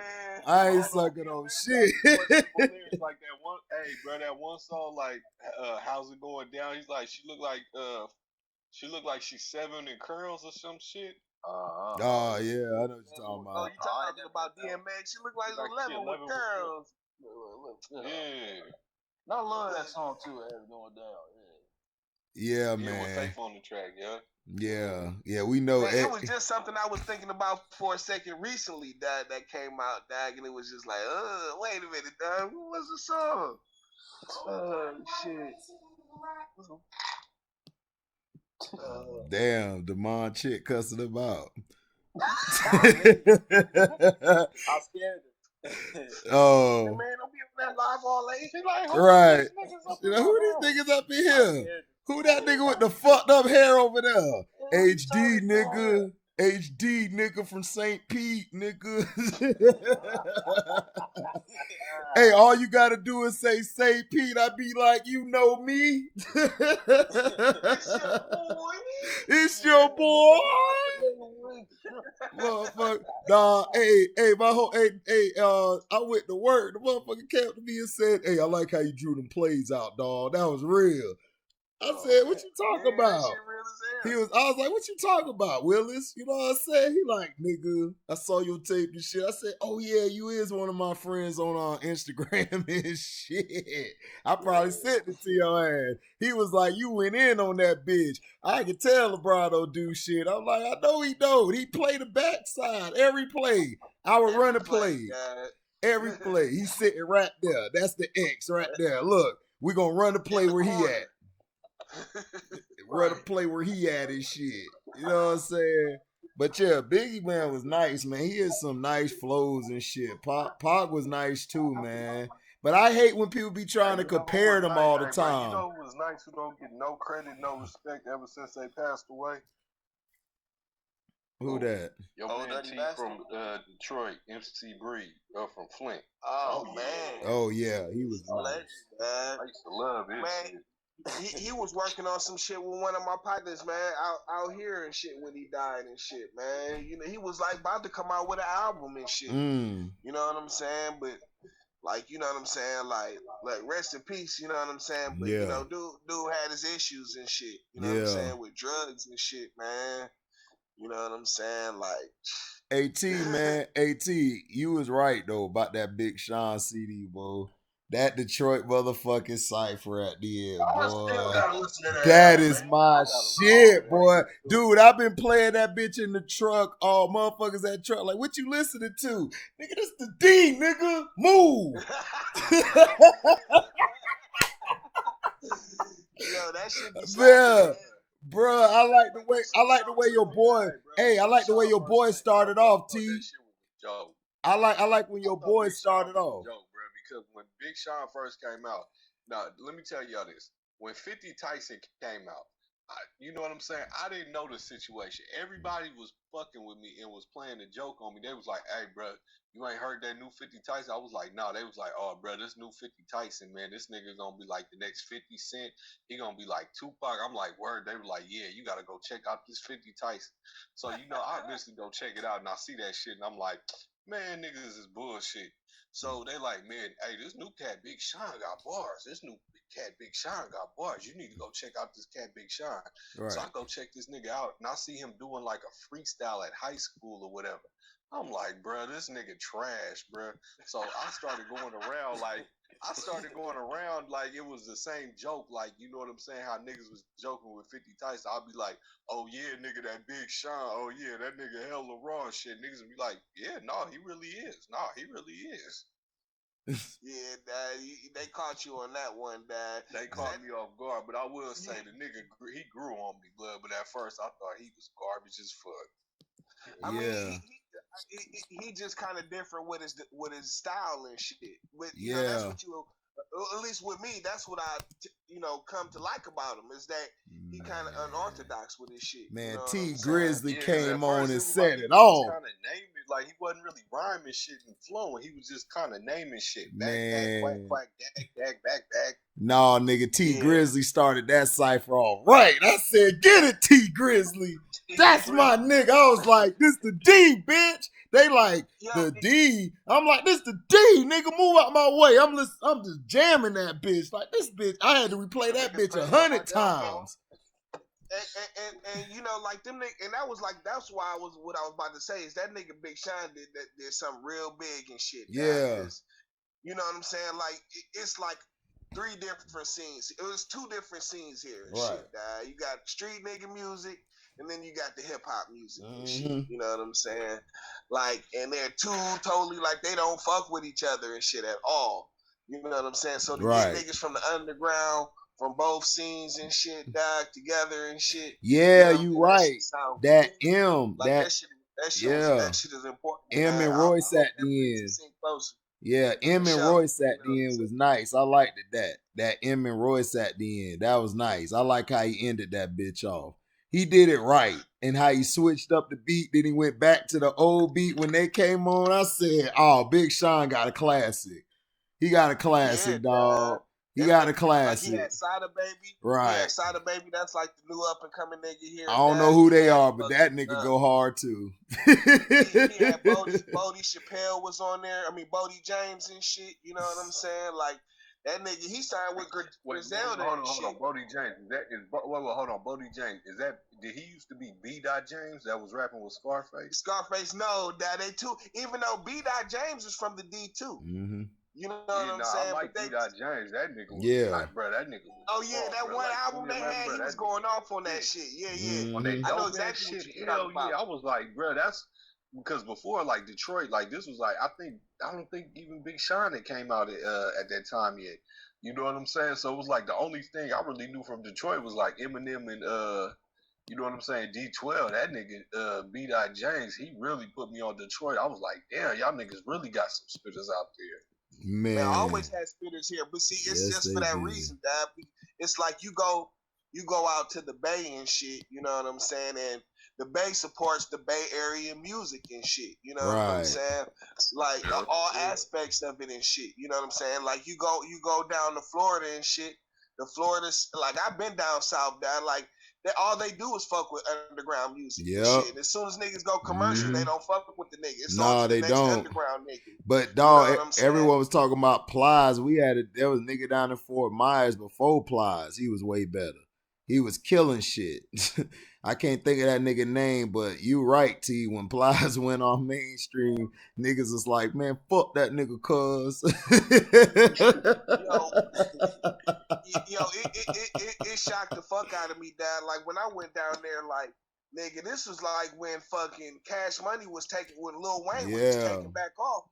And them niggas down there did not fuck with Lil Wayne no more and shit, dog. I mean, they did, but not really, though. You know what I'm saying? Like, they was bumping some New Orleans niggas and shit. You know what I'm saying? And that's how they always are and shit, dog. Right. And fucking, I remember when I was in Louisiana in 2005, these niggas was talking about 3 niggas underground. They was fucking with heavy. Chamillionaire, Zero, and it was a rapper from New Orleans that a lot of niggas was hating on. His name was Lil Boosie. Yeah. Lil Boosie. Yeah, from Baton Rouge. Yep.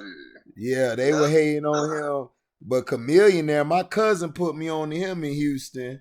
Cause he was dope, man. Yeah, he was. He kept playing it. He was like, cuz you gotta listen to Chamillionaire and shit. I'm like, man, all right, man. This better not be no other whack ass Houston rapper, nigga. And he played that shit. The same thing, bro. He was like, forget what these niggas talking about. Right. I'm true. You gripping crazy, riding. Right. I was like, man, I can't. My ears cannot take this shit. So then he heard Y'all brought up Zero, man. Y'all brought up Zero. I started listening to him through Scarface. Oh man, Zero was a beast. I heard, dude. No, hey. When I was in Houston for school, I was going Texas Southern and shit. I'll never forget. they just played this. I done came down. I'm like, man, turn that I done came down shit off, nigga. And then they put on some shit. I heard this nigga come on that bitch just spitting. I said, who is that, nigga? They was like, that's Zero. I bought that nigga CD the same day. I took that bitch to Florida, nigga. I was bumping that bitch every day. That nigga go hard. Zero go in. But the rest of them niggas was whack. When I was down there in New Orleans, niggas was on that screw shit so heavy. Like you say, that out and came down. Like, bro, that's... I came down. They had a regular CD and then they got screwed and chopped dog. Like, you know what I'm saying? Like peanut butter and jelly. Right. Yeah. Right. They screw and chop everything. Yes. You know what I'm saying? If it was and like the shit that kind of got my attention, Dag, is my boy had what he had. Like they would come out with the fuck action tapes and shit. You know what I'm saying? So basically they had like the Jodeci and shit, but chopped and screwed and shit. Right. You know what I'm saying? That shit was kind of fly. He was like, every time I close my nigga, that is the whole knee. I'm like, what the fuck is this? But these niggas, man, that nigga used to get a beat, dog, let that shit play for like a half. These niggas be flowing like just for like an hour, dog. Like, oh God, dog, I was on the floor crying when I heard that shit. Cause they come to the part every freaking night, every freaking day. I'm like, oh my God. Oh my God. But it was dope though.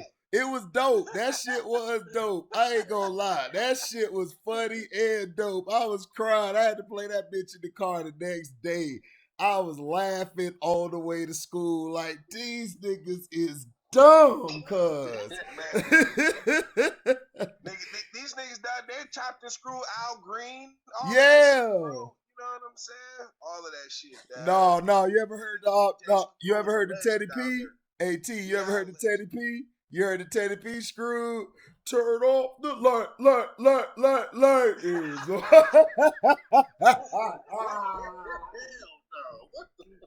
Nigga, you gotta hear that shit. That shit it go hard, but it's funny, dog. Cause you like, these niggas is dumb. Like, who thought of it? Niggas like, turn out the light.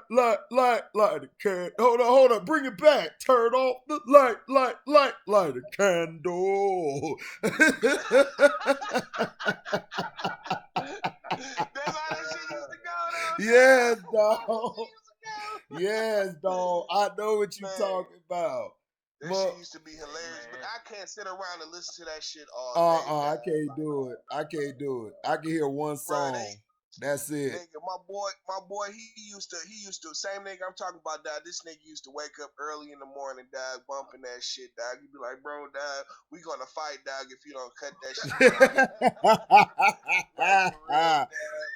For real. Like, I respect everybody's whatever and right, shit, dog. right. You know what I'm saying? Right. Damn, nigga, I can hear that shit, dog. Man, I can't hear it every day, dog. I can't hear it every day, bruh.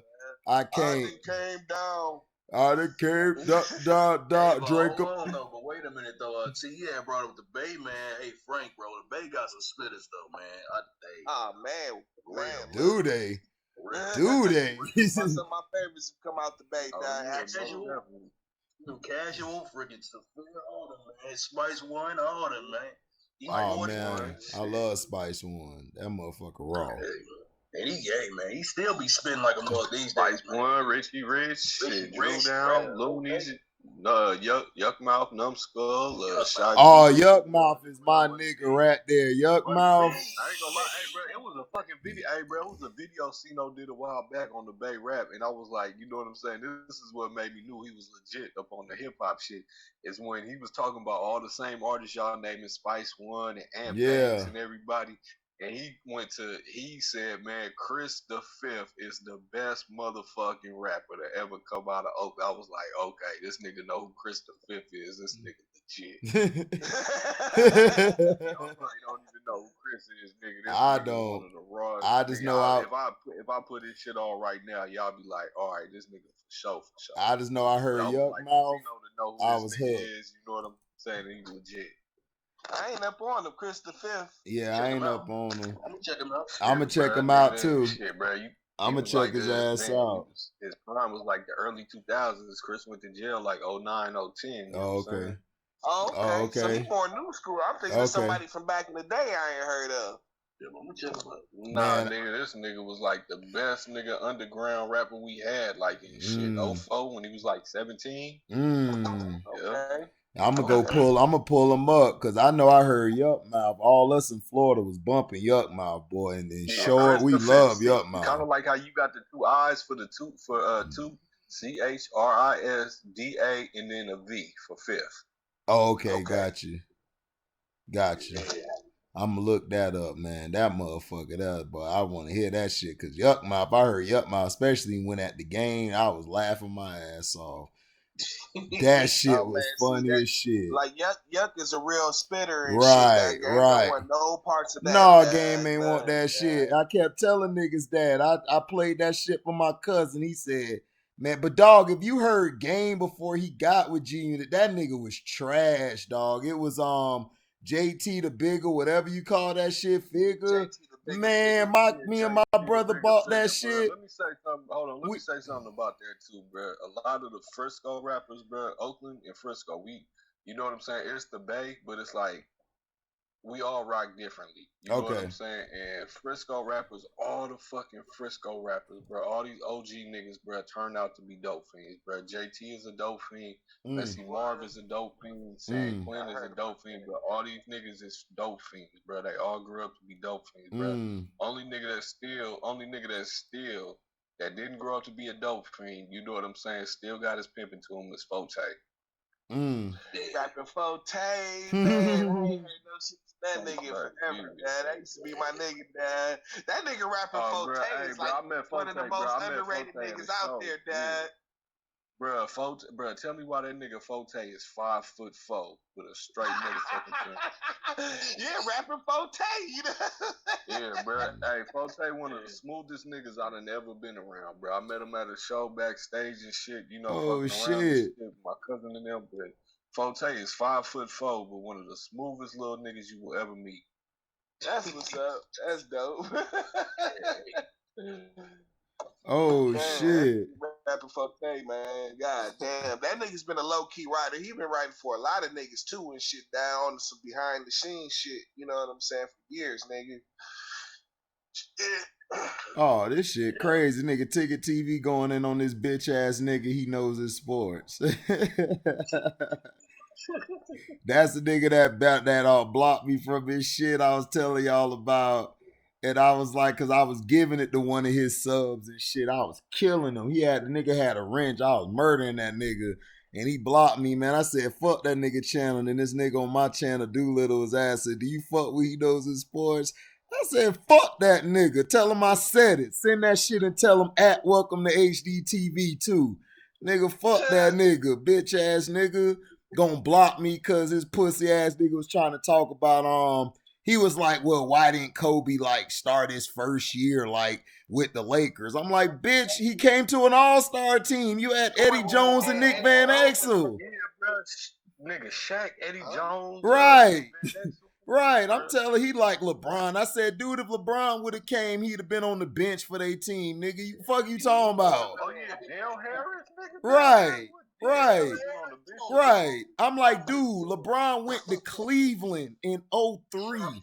He went to Cleveland, nigga. Who was in Cleveland that he could start over anybody, nigga, in Cleveland? Right. The fuck is Cleveland? Carlos Boozer before he blossomed. Danielle Marshall. Right. Ricky Davis.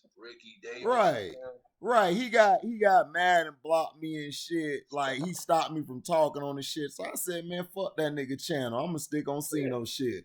Fuck all these other niggas, man. All these other niggas be on that whole shit, man. I'm a put you in timeout and shit. I'm like, what? For what? I'm giving it to this nigga. Exactly. I'm giving it to this nigga. You know what I'm saying? Star Show, you can cut up as much as you want, but Cino, it's a little limit to it. But that's one thing I will say about Cino. You know what I'm saying? As much as he gets trolled, like, you know what I'm saying? I was trolling the nigga back in the day. That shit was funny, though. White Howard troll. You know what I'm saying? Doing all the gay shit. Right. Right. Get your shit off, man. Fuck it. You know what I'm saying? Frank, you used to fucking troll Cino too. I remember that. That shit was funny though. Frank be funny as hell, dog. You used to always say Cino doesn't have to make it to a varsity athlete. Right.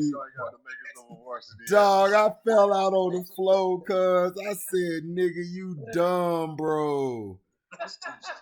I said, nigga, you dumb as hell. Why you said that, bro? And I just be peeping. I'm like, why would you that nigga? I said, who this nigga Frank? This nigga dumb as hell. That nigga ain't got no sense like me, nigga. At all. Yeah, man, this nigga, he know his sports shit, dog. That nigga there, I was showing love to that nigga channel. I come by there, he was giving me shout outs, and they was doing a live. He was like with these other niggas. So they on that bitch going like back and forth and shit. So nigga was talking about LeBron, and I'm like, all right. And then I just told niggas who I felt was raw. I was like, yeah, Kobe, Iverson, Akeem, Rodman, Duncan. I said, that's my five. That's who I fuck with. And the nigga was trying to say, man, I don't fuck with Kobe. He ain't start his first year. I said, okay, and nigga, a lot of niggas ain't start their first year, but that don't mean they ain't raw, nigga. Like, shit, there's niggas who was on motherfucking JV. They didn't get on varsity their sophomore year, even though I made it my sophomore year. A lot of niggas ain't make it their junior year, so that don't mean they suck. I was on varsity as a sophomore. Michael Jordan wasn't on varsity as a sophomore. Right, but yeah, like what? He sucked now? Varsity as a sophomore. Right.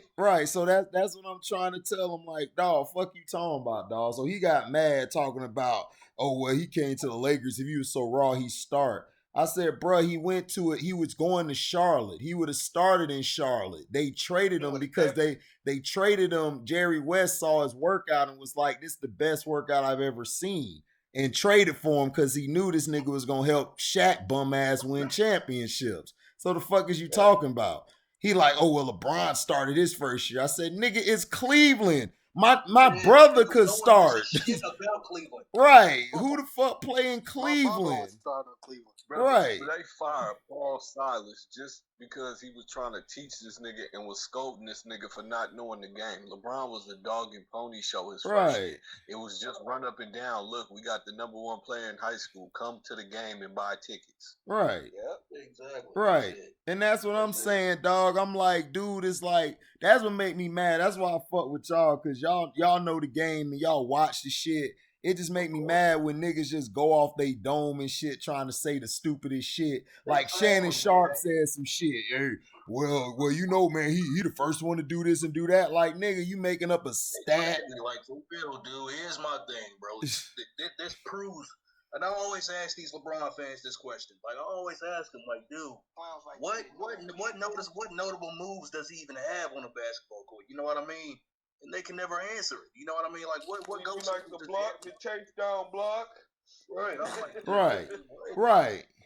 Talking about the chase down. Yeah, you talking about the chase down block and shit. Like, that shit was so relevant. Like, dude, nobody, that's his only highlight of his fucking finals career. What other finals does he have? He did something. That's what I want to know. Bill Russell has so many chase down blocks. Dude. Right. That's what I'm saying, Dad. They've been doing that shit forever. How did it just become LeBron's thing and shit? You know what I'm saying? Right. That's what I was killing. LeBron fans don't see it the other way. They just see it that way. Of course, because they don't like basketball. Right. That's what I'm saying. You know the most blasphemous thing I seen on Facebook? Somebody said Jordan couldn't even do that, and then they said, I think they said Jordan has done that. Right. Jordan's done that plenty of times. They were saying LeBron's son is Jordan them blocked on Patrick Ewing and shit. Man, he cuffed that nigga Patrick Ewing shot. Yes. I just cuffed him. Yes. Like Kawhi did that stripper booty at the club. He cuffed it just like that, nigga. So I don't want to hear this shit about Michael ain't. I argue with this nigga like, dude, look, Michael would have murdered this nigga, dog. It's not even close. Like, they're not even close, dog. Like, how you saw Tyson and Roy Jones last night? Nah, nigga, it's like that, nigga. It's no comparison. It's no levels. There's no levels to this shit. It's like we've seen Kobe. We didn't seen Kobe destroy this dude right. many times. Right. What do you think Mike would do? Come on, dude. Right. Hey, look, you said Kawhi earlier. I'm gonna put this little hot take out. You know what I'm saying? Like, look, Kawhi, man, he done fell off a notch to me a little bit, man, with that not only getting bounced by the Nuggets, man, but the game for 7 no show. You know what I'm saying? Oh, like, I agree with it. Oh no, Kawhi don't get no pass from me. Like I said, I'm coming out with that video, No Excuse Part 2. And it's gonna be on the Clippers. I already made one about the Warriors. I went in on Draymond, aka Donkey. I don't want to hear this shit about Steph Curry need to do this. Steph Curry need to do that. No, nigga, what you gonna do? Huh? Okay, then. Well, whatever that ugly motherfucker called, it's like this. Okay, Draymond straight jackass. Draymond straight jackass better step up. Like I said, y'all, all these media people talk about Steph Curry need to show. Nigga, Steph Curry proved himself, nigga. Steph Curry proved that he that nigga. I want to see what this nigga do. I want to see what this nigga do. Yeah, Steph Curry could walk away from basketball today. Right. The greatest shit Right. of all time. Exactly. Exactly. So I don't want to hear that shit. What Draymond gonna do? Everybody like, we need to go get Harden. We need to go get, nah, nigga, what Draymond gonna do, nigga? Is you gonna put up more than a triple single, nigga? Is you gonna put up more than 7, 9, and 8? Shit. Are they even talking about keeping Draymond going into the season, man? That's what I want to know. Shit, bro, I couldn't even tell you. Yeah, that's I'm man. surprised. If it was me, bro, honestly, you know what I'm saying.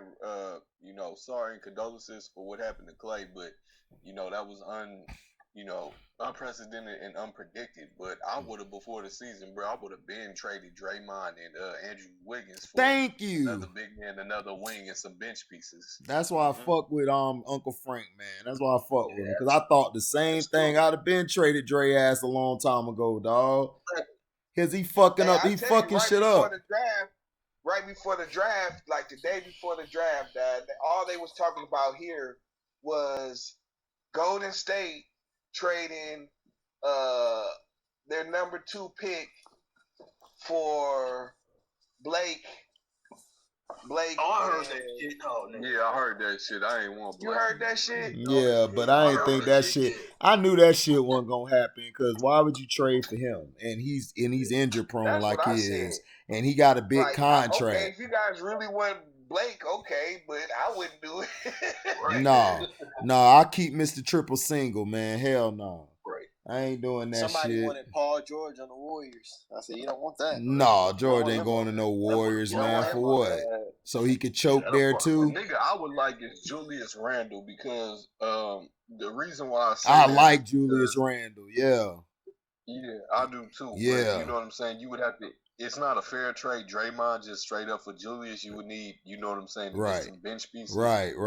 But the reason why I say this is because I watched the Warriors from the time I was a kid to the time they got good. And when the Warriors really developed and got good, especially under Mark Jackson, and the one thing they've been missing this whole time that they've gotten good and with KD and everything, they've missed the low inside presence. When Steph was making his run and coming up, they had David Lee, and it was like, you know what I'm saying?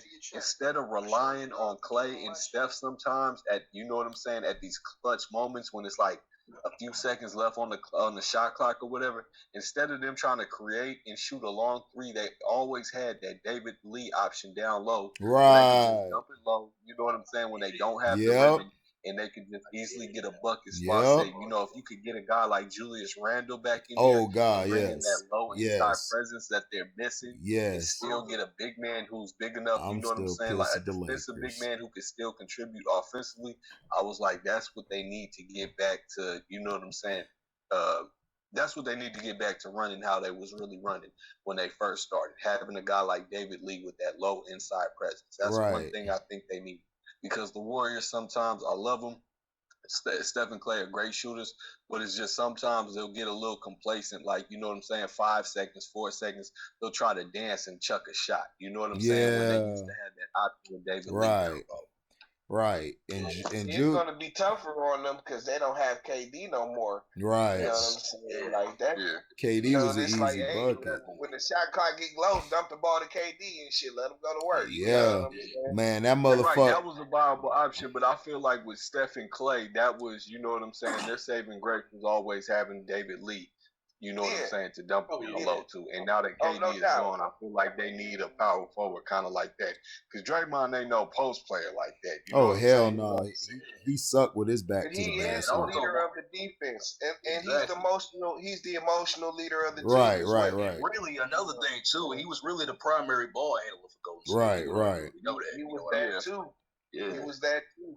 Man, replacing Draymond ain't going to be easy, man. But for chemistry, man, he might need to go, Dad. Because him and Steph, they have not been. They've been, at odds. Draymond been talking shit about his wife, bro. Like, come on, man. You know they get him out, bro.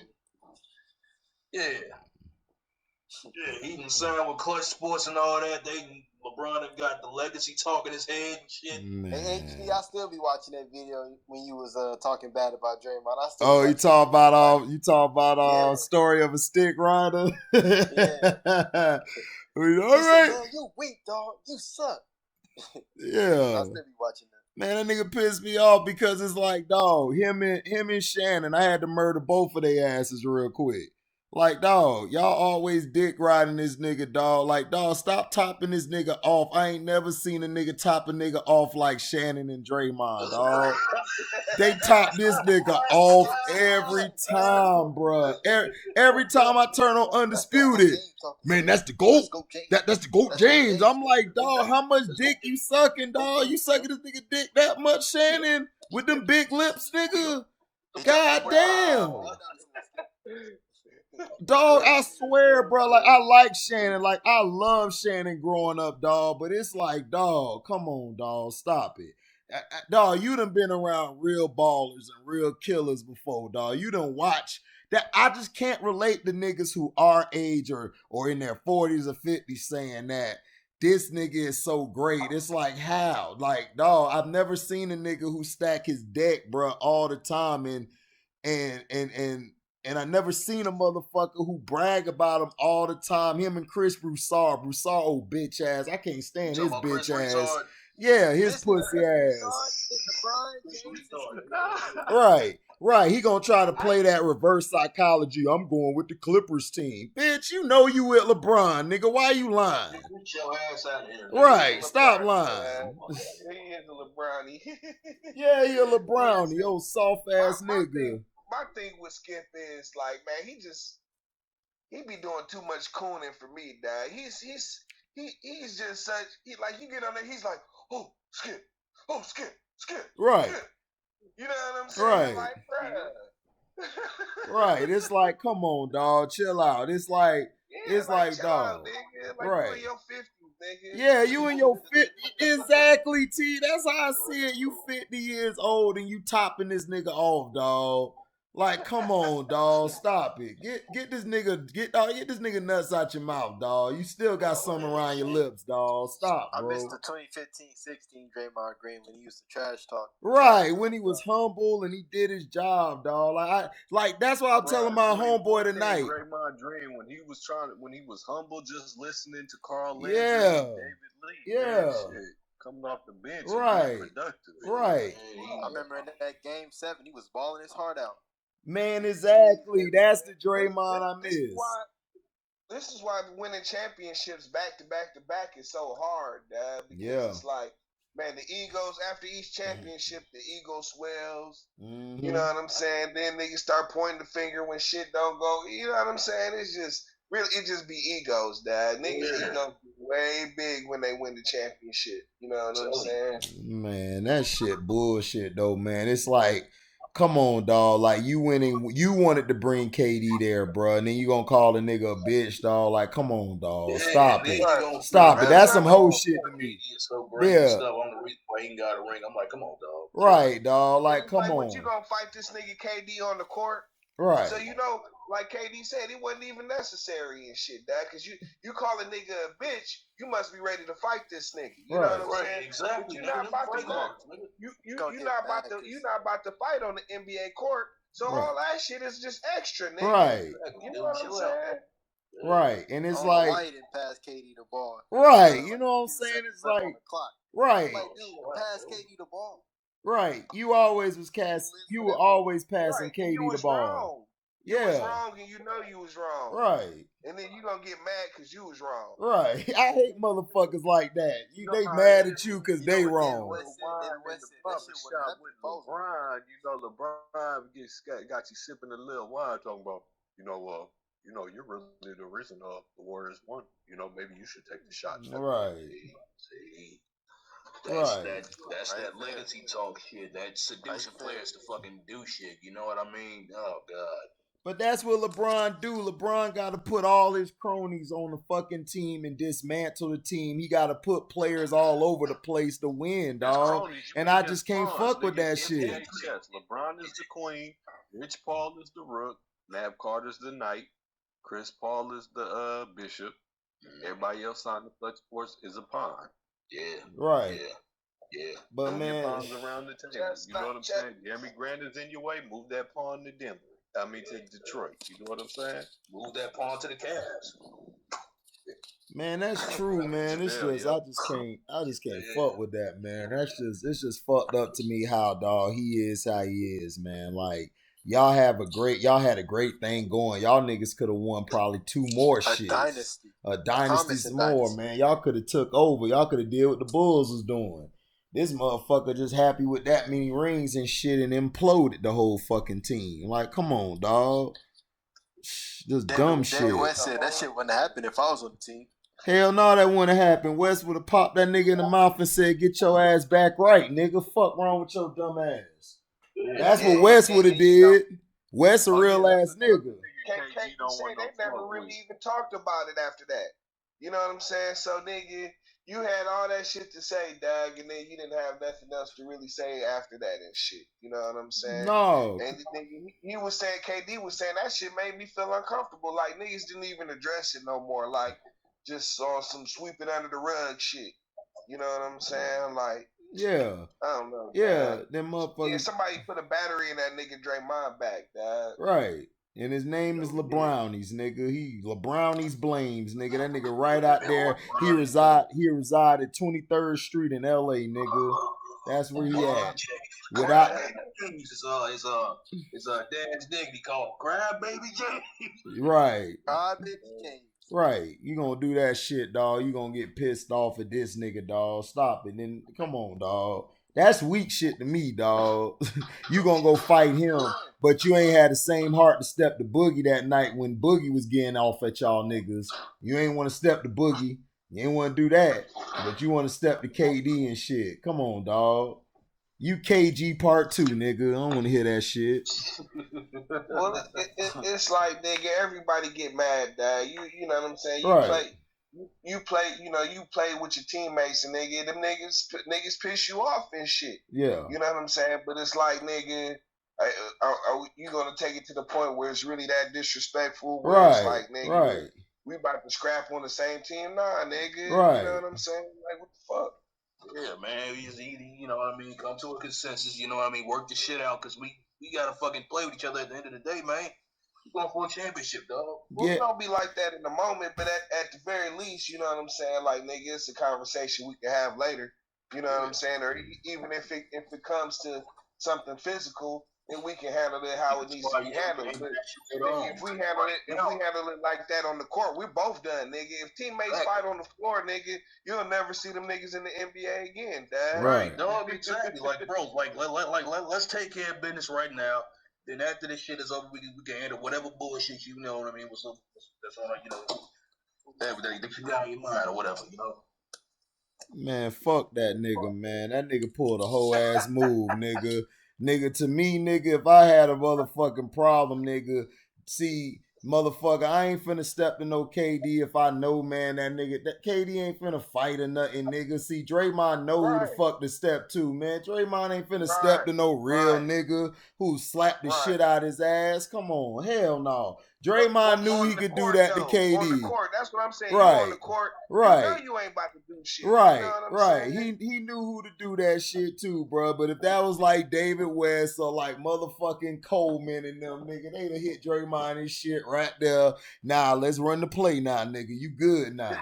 You know what I'm saying? You done got your jaw checked. You done got your nose split. We good, nigga. Let's go back to play. You feel me? Like, that's how I look at it. Like, nigga, man, if you feel that type of way, my nigga, like, what made you feel that fucking type of way? Oh, I know why. Because you know you can step to a KD, but nah, you ain't finna step to no real ass niggas and shit. You weren't gonna step to Steph. Ben Wallace, nigga. Right. You feel me? You weren't gonna step to a Ben Wallace type nigga. You know what I'm saying? Come on, dog. Draymond a bitch to me for that move. I don't give a fuck what anybody say. Nigga, you a bitch, dog. Like, step to a real motherfucker like that. Then you gonna call LeBron a bitch and you gonna be friends with his ass, dog. That show you a bitch. You a bitch just like him. Right there. You a bitch like him. Hypocrite shit. Right. And then he had him sign a bold ass contract. Right. I know the Warriors was happy as hell. Like, 4 years, 25 mil? Oh, absolutely. Exactly. That nigga dumb as fuck. He don't even see he fucked up on that deal. It's like, dog, you dumb as hell. That's what I'm saying, dog. Like, I don't respect motherfuckers. Like, if I had a problem and shit, I'm not finna blow up and shit like that on the court and I know this my teammate. I'm gonna take T or take Nick in the back and be like, yo, this the problem I had with that. Or I'm gonna tell Uncle Frank, yo, I had a problem with this and everything. Or, you know, I'm gonna tell Damond, yo, man, I had a problem with this. You know, I'm not finna take it to the next level, nigga. We gotta go to war together, nigga. We finna beat these, we finna fight these other niggas. We on the same team. But nigga, you gonna pull that shit. It's like, dog, I lost all respect. And then my homeboys, then like I told my homeboys, y'all bitches for even defending that shit. They like, man, he right, KD a bitch. I'm like, y'all niggas just mad because he beat LeBron, dog. Shut your whole ass up. Y'all soft ass niggas. Y'all soft ass niggas suck this nigga LeBron dick. What you saying though with Draymond, bro? You're not gonna go take it back. You know what I'm saying? We gonna go back. You know what I'm saying? In the locker room and handle it like men. You know what I'm saying? These niggas ain't gonna do that. This is AAU ball. Exactly. All that little feminine shit, bro. Yeah. Everybody's team. We gonna get this nigga traded. I'm not gonna do this. Right. That little pussy ass shit, dog. That's why I can't. Nobody wants to compete. At all, nigga. They don't want to compete at all, dog. It's like, dude, this air so soft. Buddy and shit. Yeah, but I mean, it's cool. It's cool to be buddy, dog. But at the end of the day, like, Mike was buddy with people, but Mike never let that shit affect his play on the court. Mike was finna bust your ass, nigga. I'm finna bust your ass right now. Isaiah, on the court, you don't gotta like even when I was coming up in high school, blood. Oh, my bad. Go ahead, T. No, I'm just saying, like, you ain't gotta like it's just like a job. You ain't gonna like everybody at your job and shit. You know what I'm saying? But shit, when you on the clock though, you know what I'm saying? You work with the motherfucker. Y'all do the best job y'all can and shit. You know what I'm saying? Y'all might not have many interactions outside the job, and then nigga, you go home and shit. Exactly. You know and that's cool. That's what you supposed to do. But even though, like what I was saying though earlier with the like what I was saying with the buddy shit, like when I was coming up in high school, I done had times when people would come up and ask me, like, man, you were number 4 on the other team. Y'all was getting at it, bro. Y'all got a problem? I'd be like, nah, bro, I know that nigga. You know, I played with that nigga in the 5th, 6th grade and shit. Like, you know what I'm saying? Ain't no problem. It's just a competitive thing. You know what I'm saying? I know his daddy. I know his mama. I know his little brother. You want to fucking win at the end of the day. Right, and that's how it's supposed to be. Like, I could be buddy, like me and T on opposite teams. Off the court, we could be buddy, go smoke a blunt, go smoke a cigar together, chill. But if we go on that court, nigga, it's fuck you, T, fuck you too. Exactly. Fuck you, T, fuck you too, HD. What up? Run that shit. Right. When I said that about teams and shit, it's like the best teams ain't buddy teams. Right. You know what I'm saying? The best teams just, you know what I'm saying? They on the court chemistry is what works. You know what I'm saying? They don't have nothing to do necessarily with they off the court. Right. You know what I'm saying? Like, I mean, you don't want niggas beefing to the point where niggas is coming to blows at every practice. But, absolutely. Blows during one practice here and there and shit. You know what I'm saying? That builds character too. You know what I'm saying? I don't think y'all a team. I don't think you're a real team unless you get into it. Now I agree with you 100%. Not getting into it. You want to know who you going into battle with, Dad? Right. That's what Mike used to say. If y'all don't get into it, bro, you mean to tell me y'all been practicing for a whole season and ain't nobody on the second team ever had a day in practice where they was busting somebody on the first team, making them look bad, getting into it? You know what I'm saying? You never had a day where the second string point guard was just eating the first string point guard alive and shit. Right.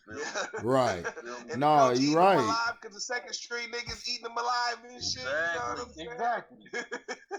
And now this nigga bad. Now he want to push him just because he's getting the better of him. And now I got to get into it. Hey, nigga, you ain't pushing my point guard. Hey, nigga, you ain't talking to this nigga. You know what I'm saying? Exactly. Now, I'm not saying we can do it every practice, but come on, it got to be some competitiveness up in there. Bad boys, crash the fucking boys, nigga. Yeah. Shit. Absolutely. You know what I'm saying? And it's like, you know what I'm saying? So part of that builds the character of your team and shit. You know what I'm saying? Like, you know what I'm saying? So that's just part of it. You know what I'm saying? That's why I say I be wondering about the KD and the Kyrie thing. Because it's cool to be cool off the court and shit. You know what I'm saying? But, nigga, being cool, like, you know what I'm saying? Like, if you on something serious and playing with your homies, the homies is not always the best thing and shit.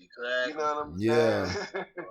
Yeah, man. That's the thing I fear, man. That's why I can't put them up there like that. That's why I said, I did a live, I think yesterday or something. I was saying, shit, I can't put Brooklyn there, dog. Like I was telling Mr. V, like, man, I can't put him there, bruh. It's like, dog, like, I don't know how it's going to work because Miami going to be tough. You feel me? Regardless, they're my number one. And then I got Boston and Milwaukee. They're 2 or 3. And then you can't forget about Toronto. They just signed Van Fleet back. So they going to come back and then they're going to have a year under their belt. You don't know what's going to happen. Pascal might get better. He might not. But I know Van Fleet going to be killing because he want to kill shit. Drake little brother. So who else you going to have? Like, I don't know. The Nets looking like. You got to stop with the little Drake little brother shit, bro. I'm the same color as Van Fleet, baby.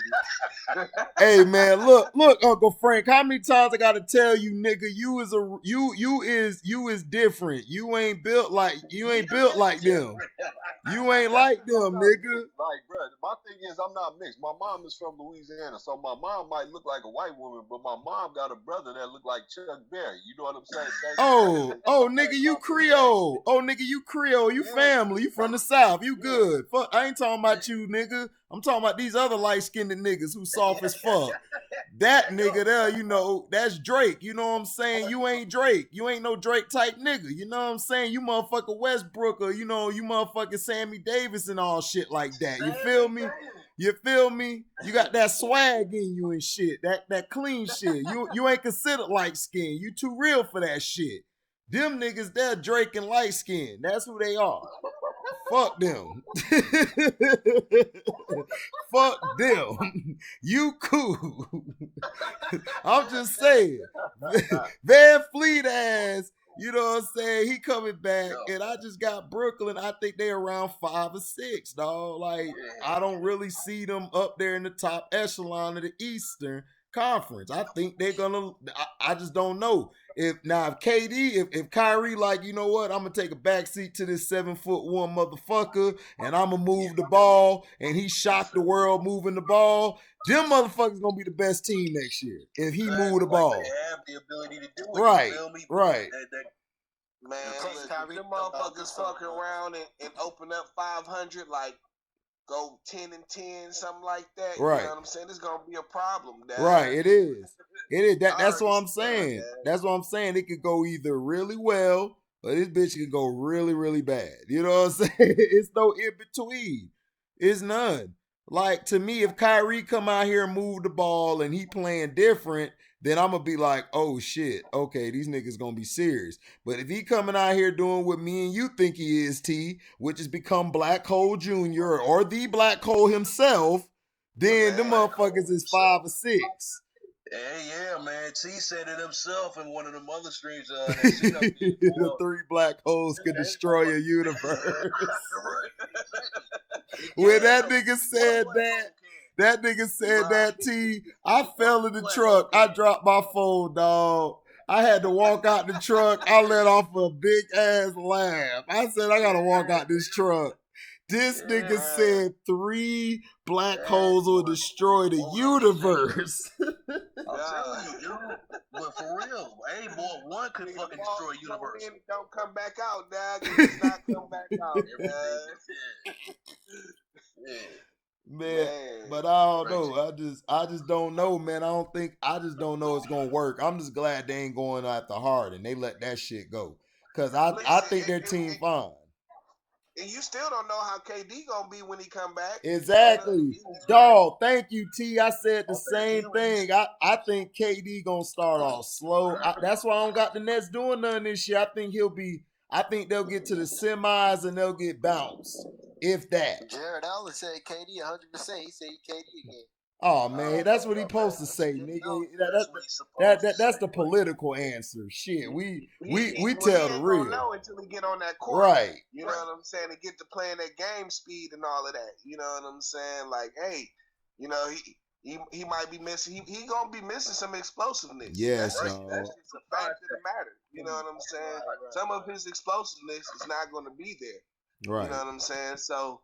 I mean, but you know, Kevin, he don't rely on his explosiveness necessarily. No. You know what I'm saying? But it'll be different. You know what I'm saying? So, no. Right. KD got a lot of skill and shit, so he never really been like the athleticism off the charts where he needed and shit. Like, I never seen him like that. He'll come back, but I just know it's gonna take time because he tore his Achilles, dog. This shit ain't like he tore a bone. I mean, broke a bone. Right.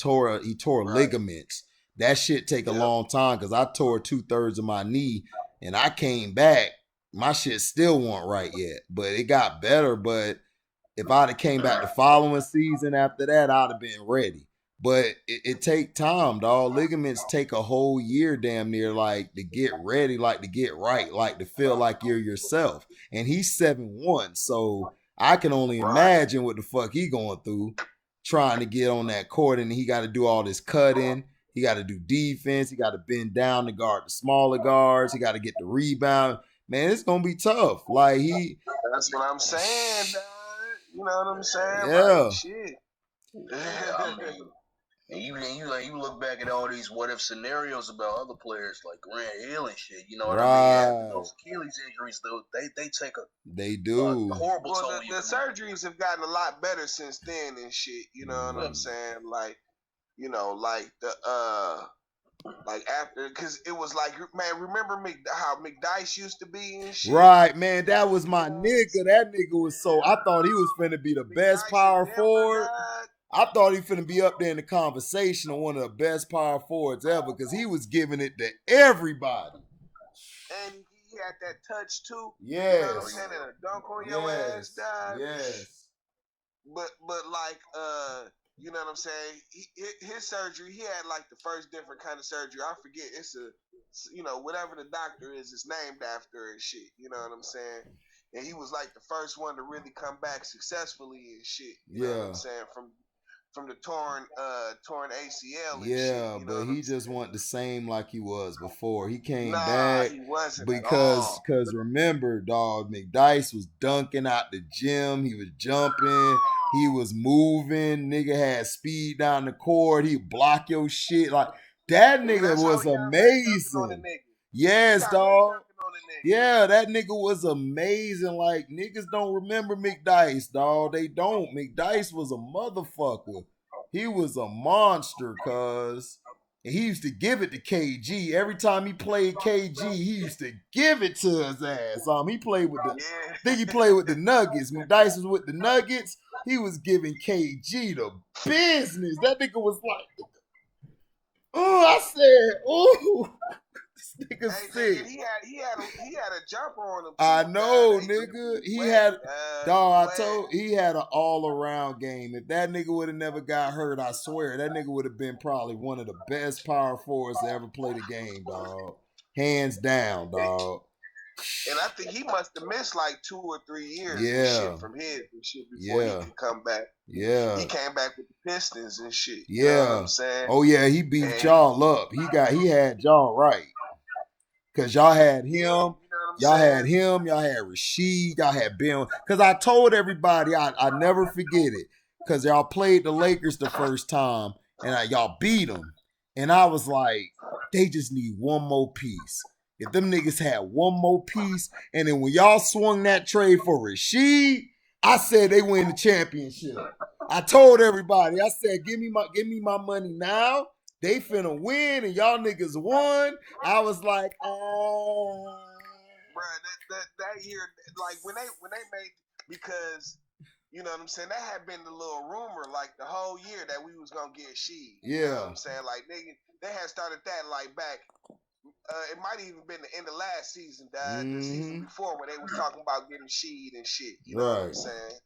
And nigga, it happened and shit. And like immediately, like the defense just, I mean, they was already pretty good defensively and shit. That's kind of how they made their name and shit. But nigga, it just went to lockdown mode, dad. Like nigga, these niggas was holding niggas under 70 points and shit. Man, it was one game. It was like nigga, they had the streak. It was like 7 games in a row, 8 games in a row, holding teams under 70 points, nigga, for the whole game and shit. Right. And I think it was against, it must have been the Nets or somebody, dog. These niggas scored like 71 at the buzzer, dog, and they act like they won the championship out in that bitch, right? Dog. You know what I'm saying? That's when I knew. I'm like, damn, niggas scored 71 and they nigga happy, dog. You know what I'm saying? Like the defense is oppressive out there. Yes, dog. Yes, that's what I'm saying. That's reminiscent of the bad boys, bro. That's reminiscent of the bad boys. No, it was like they had the right squad, but I knew when they added Rasheed, I knew it was over. I said it's over. They winning. I told everybody. I said they winning. Because Rasheed Wallace was that only piece they were missing. And I knew it because you already had Ben down low. You had Dice, I believe. Did y'all have Dice at that time? Nah, see, our team was that 04 team was different. No. Y'all had Lindsey Hunter. Y'all had Lindsey Hunter. We had Corliss Williams. Right. That's my boy. Corliss. That's who y'all had. Yeah, Corliss was banging down there with everybody too. Y'all had Corliss with Prince. They had Rip. Yes, dog. Yep. I was right.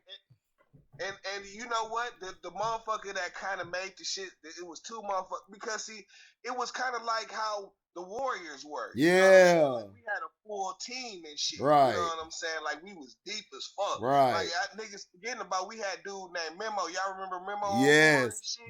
Kerr, he hit them threes. He used to hit them corner threes and them top threes. Yeah. He used to get the rebounds. Man, I remember Kerr, nigga. I used to dust niggas' ass on the game with that cracker, boy.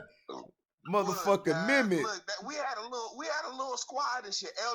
We had Eldon Campbell. No, y'all niggas had I told everybody was like, man, the Lakers gonna win. I said, the Lakers only got Kobe, nigga. I told niggas they finna lose. They like, what about Shaq? Fuck Shaq, that bitch ass nigga. I said to Detroit in 4, nigga. And if Kobe ain't hit that shot because y'all messed up, y'all put Rip on him. I was like, damn, because I was about to win even more money because I said a sweep. Because I called that shit. And Kobe hit that shot because Rip switched off of him. Tayshaun went over here and Rip switched on to him. They should have just sent him to the line. Right, right, exactly. Yeah, you know what I'm saying? But yeah, you know what I'm saying? Like, that was like a 5-game sweep, basically. Exactly, you know exactly. I knew it was going to be a sweep. like you said, I was worried about the Spurs. The Lakers weren't on my radar because, like you said, earlier in the season, they played without Sheed, and they whooped the Lakers' ass. Exactly. And I was like, okay. And I knew it. That was in the preseason, you know what I'm saying? Remember in the offseason, they got Gary Payton and they got Karl Malone. Everybody was saying the left was going to win. They was going to win 82 they got the super games team. And shit like that. No, I knew they weren't going to win because I said, dude, I just said it. I just knew they weren't because I was like, I just ain't like the team. I just ain't like the team they constructed because I kept Gary telling. Payton was over the hill. Right. They were like But man, Karl Malone, man. Right, but I kept telling people. I told but people it was like they were teaming up with Shaq and Kobe in their prime. Nah, you know what I'm yeah, saying? yeah. But I told people before the year. I said, dog, they need to move Shaq. I said this before the year. I said they need to move Shaq. They need to get some pieces and build around Kobe. Everybody thought I was crazy, and I'm like, dog, this team's not gonna win. They luckily beat the Spurs. The Spurs supposed to beat their ass. They were not supposed to beat the Spurs. Right, Derek Fisher hit that shot.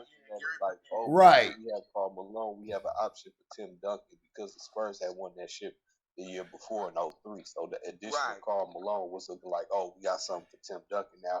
Oh, Gary Payton, he can just facilitate easily. Nah, bro. Set up Kobe and still nah, because I kept telling people. I'm just saying, no, bro. That's just. Okay. The talk was. Okay. Yeah. Nah, but I was telling cats like, nah, dog, because I was like, no, they should have traded Shaq.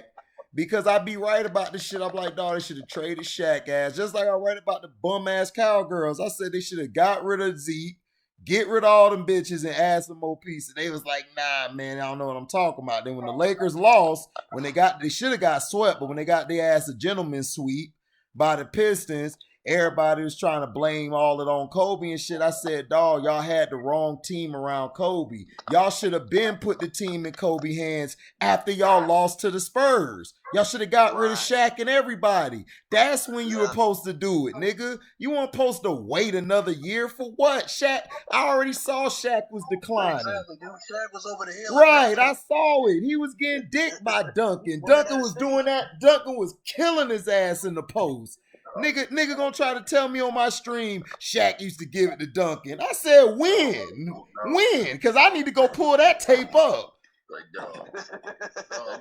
When? Duncan will go out on that perimeter and hit that little bank shot. Right. Duncan do a decent job defending Shaq, but Shaq can guard him. That year, that was the only year I ever saw San Antonio just lose focus and shit, dog. When after Derek Fisher hit that shot on them niggas with like 0.3 seconds left on the clock and shit, dog. Like, nigga, that's the same thing, bro. They let Derek Fisher get that shot. There's no way possibly you can hit the shot with that 3.3 seconds. You right. know what I'm saying? 0.6, 0.5 maybe. Yeah, they let that shit go because they wanted the Lakers to go. Right. Because they delayed the time. He wasn't supposed to hit that shot, dog. I was like, that shit ain't gonna count. And they let that shit go. I said, oh, they want them motherfuckers to go. I knew they were gonna lose. I knew they were finna lose. Go ahead, Nick. Duncan won the game for him originally, man. Right, he hit that shot. I said, ooh. I forgot about yeah, Duncan hit that shot. And it was over. It was like, yeah, it's over. You know what I'm saying? It's over. And he did it dirty, too. It was nasty. I stood up out my seat like, get it, Timmy D. Shaq, wasn't it? Yeah, that was on Shaq, bum ass. Shaq always used to get dicked on, nigga. Ben Wallace dicked his ass too. Everybody talking about Shaq put up 30. Man, Ben Wallace was moving that nigga around like it was his son in the post. Nigga, I thought that was his son. See, and here's my yeah, man, Shaq was overrated, cuz. Listen, bro. Here's my thing. Now, we talked about Shaq getting housed by Tim Duncan and getting freaking thrown around by Ben Wallace, bro. Imagine what freaking a young Will Chamberlain to do to him, bro. Oh, that's no question. I got that video coming too. I got that. And Bill Russell would have ran him out the gym. Bill Russell. That's what I'm saying, dog. If Bill Russell and Wilt played against Shaq would not score more than 4 or 6 points. I don't even think he'll get to 4. Like Bill Russell was he's athletic. Right. Exactly, dude. Both of them. They could run the court for right. days. Exactly. And that's what like Shaq wouldn't be able to. Yeah. He would get beat every fast break. Come on, dude. Oh, my toe. It's my toe. Right. And that's what I was saying. Ben Wallace, nigga, Bill Laimbeer would have shut Shaq down. Nigga, Bill would have shut him down. Like, dude, Shaq had no moves, and Shaq couldn't do. All Shaq did was this. He did that dip with the shoulder and dunk. That's it. Oh, they used to let him. Yeah, they used to let him throw his elbows. Yeah. Do that little cheap ass half a baby hook shot. Oh God, yes, dog. I hate that hey, shot. Like Nick was saying, bro, Will Chamberlain was too strong for him. He would have. Wilt had too many moves. He would have backed him down and hit that little turnaround scoop ball. Then he could turn around and hit the bank shot off the glass. Yes, dog. Yes, dog. Damn, bro. And he would have been too, bro. All that shit Shaq is doing, he wouldn't have been able to muscle him down like the way he thinks he would. Exactly. Every time he goes up, Will was gonna block it. Like, bro, like, dude, you're not gonna back Will Chamberlain down. Will Chamberlain bench press 600 pounds like it was the fucking bar, dude. Right, and that's what I'm saying. When you try to do that little baby hook shot, you're not getting the arc on it like Kareem and shit. At all. At all. Yeah, he'd have beat that shit. He'd have beat that shit right every time. Yeah, because that's what I was saying. I was telling niggas, dog, like, that's why I said, I told niggas, I said Detroit gonna sweep them. And then LA lucked up and won that game. I was like, okay, well, Detroit gonna win the next 4. And niggas was like, man, you don't know what they talking about. Then they gonna blame it on Kobe at the end of the shit. And I'm like, dude, do you know why they lost? Because they dumbasses didn't move on from Shaq and them. They could have rebuilt the team. You were supposed to rebuild the team around Kobe. They would have been even better than what they had with Shaq, nigga. Y'all niggas don't listen. Like, y'all don't understand ball. Like, Shaq was done. Shaq was done the year before. I told people Shaq done. He done. It's time to move to the Young Buck. Because Shaq was done against the Nets. It's just that, no, against the Kings. The Kings, he was done against the Kings. He was done in that game. But everybody they just played the Nets because the Nets didn't have nobody like a Ben Wallace down low. If the Nets had a Ben Wallace, he was done. Right. They had Mutombo old ass. He was done anyway. Like 12, 13 years. Right. But he was done in the King series. If y'all go back and watch that King series, they kept running that same old pick and roll. And I'm like, oh, Shaq done. Cause you know Shaq would come out once in a while. Shaq wasn't coming out, and then he was just huffing and puffing on the sideline. Like, I said, oh, he's done. Shaq's done. The refs saved their ass. The refs saved their ass game 6 because they were supposed to be out in 6 games. Sacramento was supposed to beat them in 6 or 5 really, but the refs was saving their ass. The refs saved their ass. I said Shaq done. And then when they came back the next year, Shaq kept getting hurt all them games. Kobe had to drop 50, 60, 55 to keep them relevant. Remember he went on that long-ass hot streak in January and February? We was like, this nigga Kobe going off. He's done that multiple times. Right. No, I'm talking about the year that they played y'all in the championship. He was going off that. Nigga, that's when he was going through that court case. Right.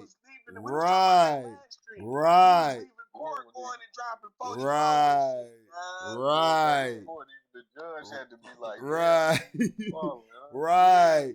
Shaq was done that year. He kept getting hurt. He was always hurting shit.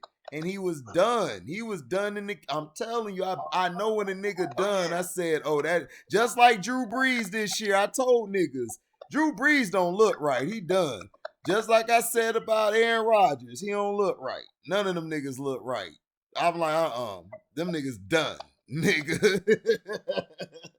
They can't handle it no more. Cause Ben Wallace was whooping his ass, T.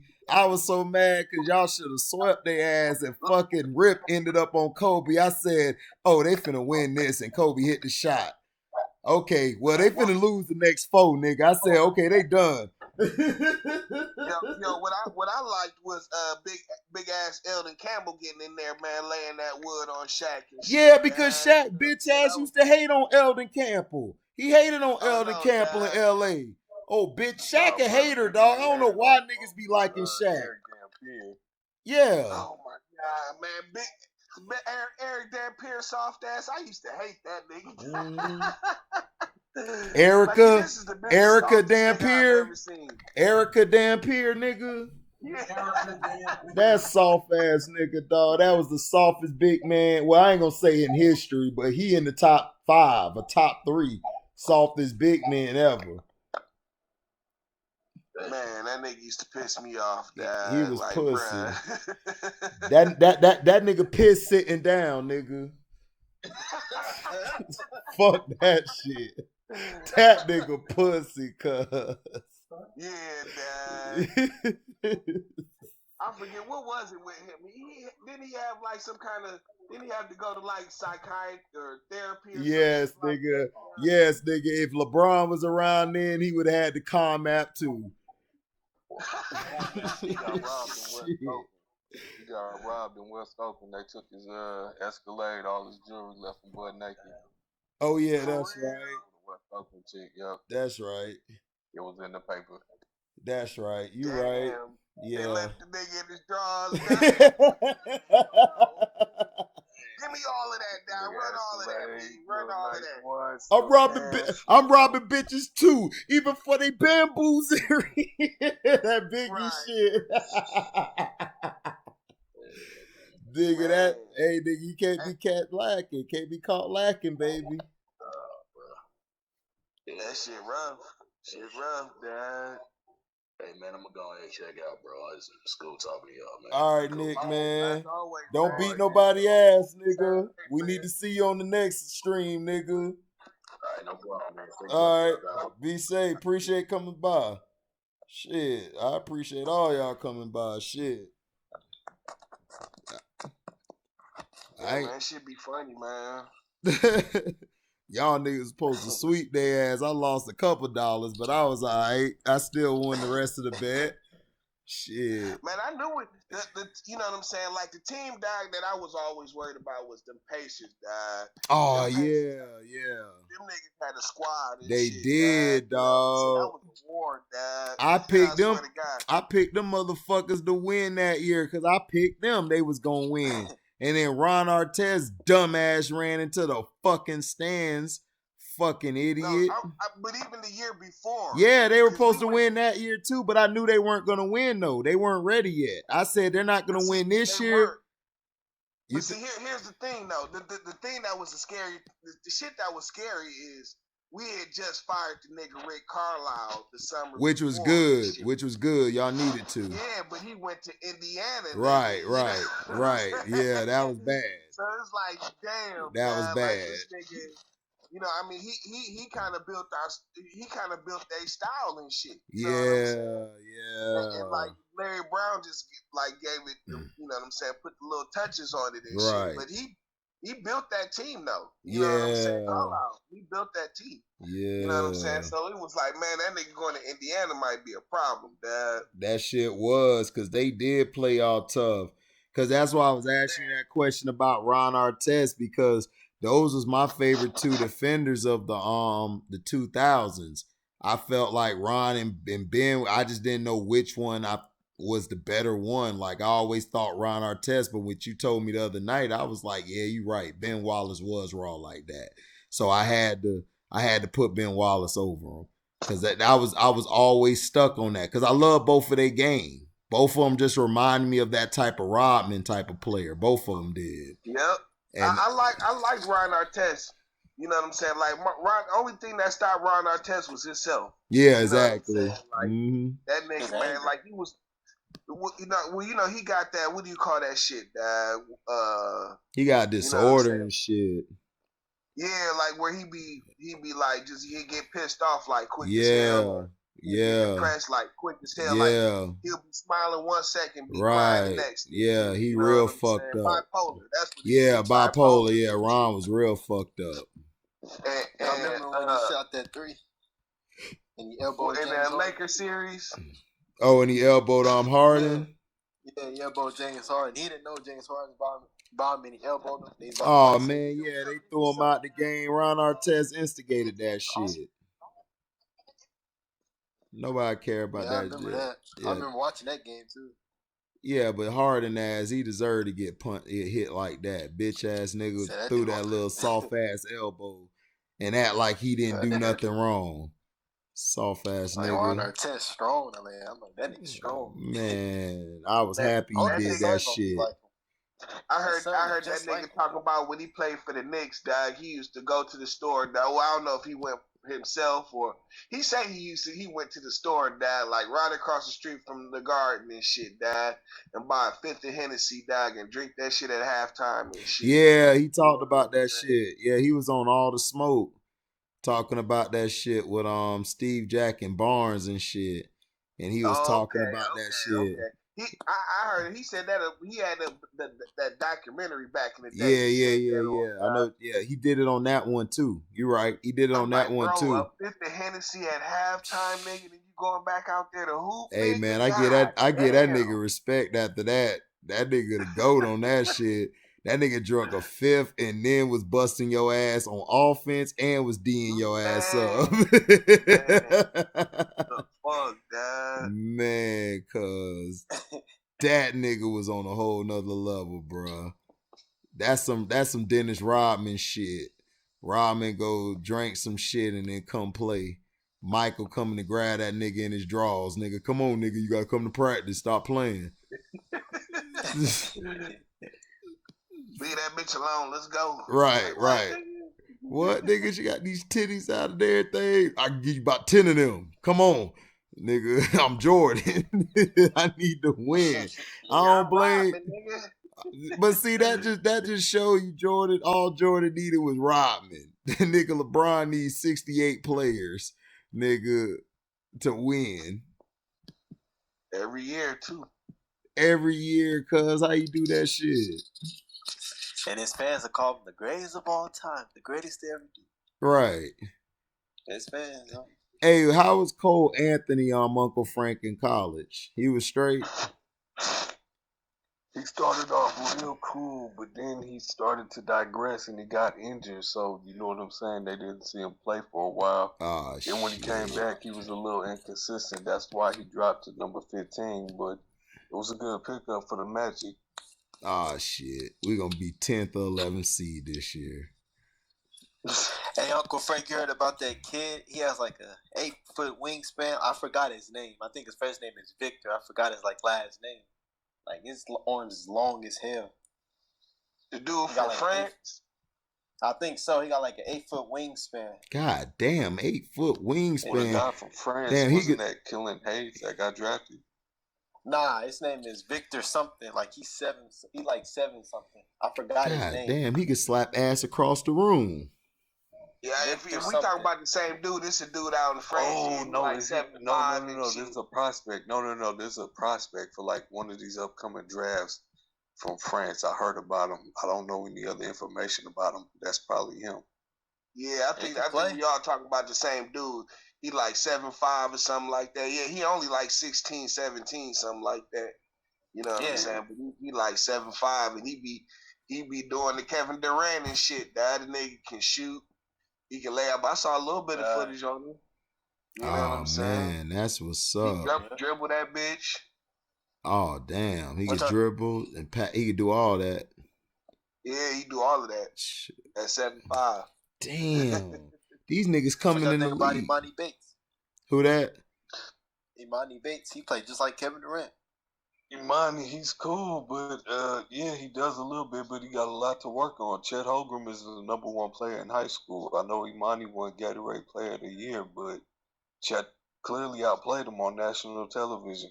Chet Holmgren, 7'3", 7'2", took him to the hole off the dribble, was dunking on him. Imani got to work on his defense, and he has to work on how to play within the team. The reason why his team lost and Chet won is because Chet allowed other guys on the team to get involved in the game and to score. You know what I'm saying? Imani was jacking, trying to do everything by himself, trying to play hero ball, and that's why they lost, because he, you know what I'm saying, couldn't make all his shots. So he's got a lot to learn, but he's definitely a Kevin Durant type of player. He's definitely, you know what I'm saying, offensively, he's amazing. Yeah. T, what you think about Detroit, man? You think they gonna take a step up? I'm hoping so, man. You know, it's like, I think everything can just go up from where they at right now. I mean, they pretty much at the basement. You know what I'm saying? Like they really just got to get rid of Blake and shit. You know what I'm saying? And they can start moving up from there. But I mean, you know what I'm saying? Getting Ariza, you know, as a leader, that's cool and shit. You know what I'm saying? And they still got my boy. What's that African nigga's name, man? Fucking Dumboye and shit. You know what I'm saying? We're gonna see more. We're gonna see more of him this year. You know what I'm saying? So, I mean, dude, he got incredible athleticism, man. But you know, hopefully he's been spending the summer rounding out his game and shit. You know what I'm saying? But right. You know, the ceiling is the ceiling is the limit. He don't really have no ceiling like that. He'll remind you of Siakam. You know what I'm saying? He long, athletic as hell, can rebound, can jump out the gym. Jumper is suspect, but you know, niggas can learn to shoot. You know what I'm saying? So Blake Griffin. Yeah. Man, old man Griffin. He used to be raw. He was dunking. Now he just stays at the perimeter. I guess all those injuries. Nah, that motherfucker used to be Blake, nigga. Now that nigga's just Griffin. You know, it's just over, man. Blocky Griffin. Right. Yeah, he is. Y'all think the Clippers? How y'all think the Clippers looked in free agency? I think they gonna suck. They got Nicholas Batum. I'm like, damn. Oh man, I don't know, cause Batum just he don't do. I mean, they needed more offensive consistency from their bench. They needed a point guard. They needed. You know, you never know. Like, did they re-sign Lou Williams? Is he coming back? I don't know. They're still trying to shop him. Right, they're trying to shop him right now. Like Uncle Frank said, they're trying to put him on the market and see if they can get some for him. But I don't think nobody finna go after Lou Williams, dog, because of that incident he had, and then he's older now, so I think they might be stuck with that team to start the year, and they're probably gonna make they were really trying to trade that punch off Dallas for Trey Burke. Yeah, my homeboy said that too. He said, "Man, I'll go get Trey Burke, nigga, and call it a wrap." Yeah, man, somebody need to give Burke a shot, man, like a real serious shot. Game. Yeah, Burke nice. He signed with Dallas. He resigned with him? I think so. I would like that, man. He was a good college player, man. I don't think he had out for whatever reason. I don't know if it was politics or what, but he never really got a fair shot to me in the NBA and shit. Wasn't he in Utah? Wasn't he in Utah, his first year? Yeah, I think he got drafted by Utah. He played for New York. You know, he's bounced around to a couple teams. Yeah. You know what I'm saying? But he led Michigan to that championship game. And I mean, dude could play, man. He got them instincts, them intangibles and shit. You know what I'm saying? But I can see him getting lost in the sauce in the NBA. But he still just should have deserved a shot, man. Like he can easily be somebody's backup point guard. I always thought. Right. Shit, that's how I see that shit. Cause he was nice. He was killing. I feel like he could fit in right good with the Clippers. Just, you know what I'm saying, on a 6-man role, just like Lou Williams. Yeah. Yep. But yeah, we don't give Kawhi no pass over here, man. Kawhi gonna have to step up. He gonna have absolutely to show. Not, man. Cause that was a poor game 7. Yeah, dog. You can't go out on game 7, dog. And you got what he scored. Did he even score double digits? He had like 7 points or something like that, or 12 points, something like that. It was terrible. Yeah, it was terrible. He only got like 2 in the fourth quarter or something. Yeah, very un-Kawhi-like, man. Right. You know, but who knew Paul George was gonna suck that bad? Like, nigga, that shit was unpredictable. Yeah, I'm still mad at him to this day. I'm like, you 6'9" and you hooping like that. That nigga said NPP, no platters, Paul, nigga. Man, when this nigga was talking about he had to go see the team psychiatrist, I'm like, oh God, dog. I blasted that nigga. Man, my boy called me T. He was in the truck and shit, dropping shit off because he do them truck shits. He drive all over the state. That motherfucker hit me up and said, dog, man, you murdered that nigga. That nigga is no planner's paw. I said, that nigga a pussy, dog. He got no nuts. How the fuck your ass talk all this shit? You want all these accolades and you sucking like that. Come on, dog. That nigga choked. Yeah, he choked. He choked bad, cuz. He choked bad. That boy. And then gonna talk about I got mental issues. And I said on the video, look, this is all the mental people. If you got issues, I understand. Paul George, nigga, you a bitch, nigga. You ain't got no motherfucking mental issues, nigga. Nigga, you know who he sound like, right? You know how this nigga here was fucking. This nigga sound like he was fucking a chick, and then he busted early and said, "Oh, this never happened before." You know, my mind is kind of messed up. It's like, you got a lot on my mind. Right, you know right. Nigga, shut your backed up ass up.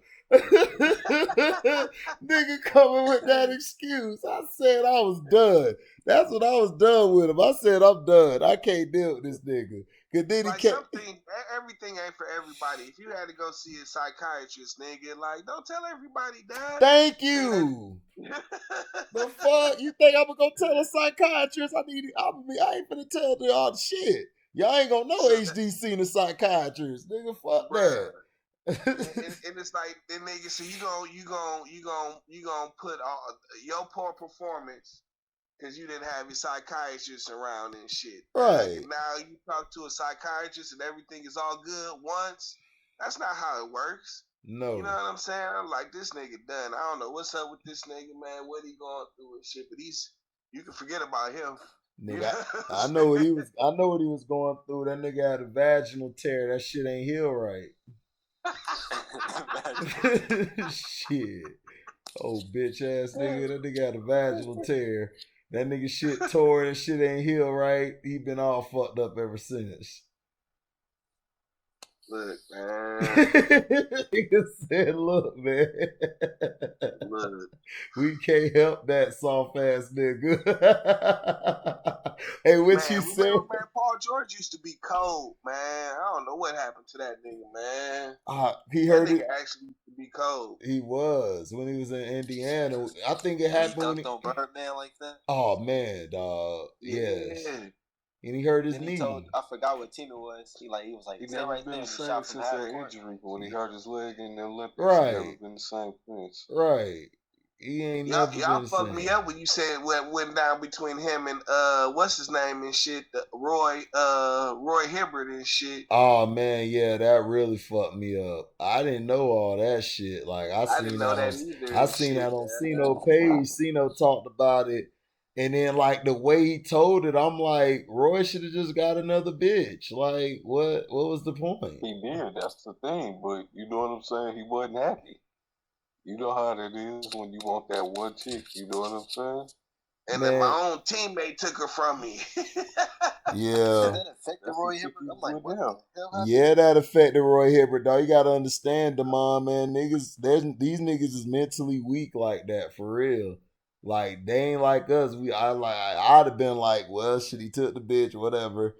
I get another bitch. I gotta drop 30 tomorrow and 20 rebounds. That's how I'm thinking. But, you know, he don't think like that. That's bad chemistry for the team, though. You know what I'm saying? That's the bad chemistry, dad. Right. You know what I'm saying? Like, but Paul George look like a whole ass nigga that do shit like that. That's the whole ass nigga, dad. He do look like a whole ass nigga that do shit like that, though. He just look like it. I think that's what happened with him and Trez. He took Trez bitch or took one of them and pissed Trez off.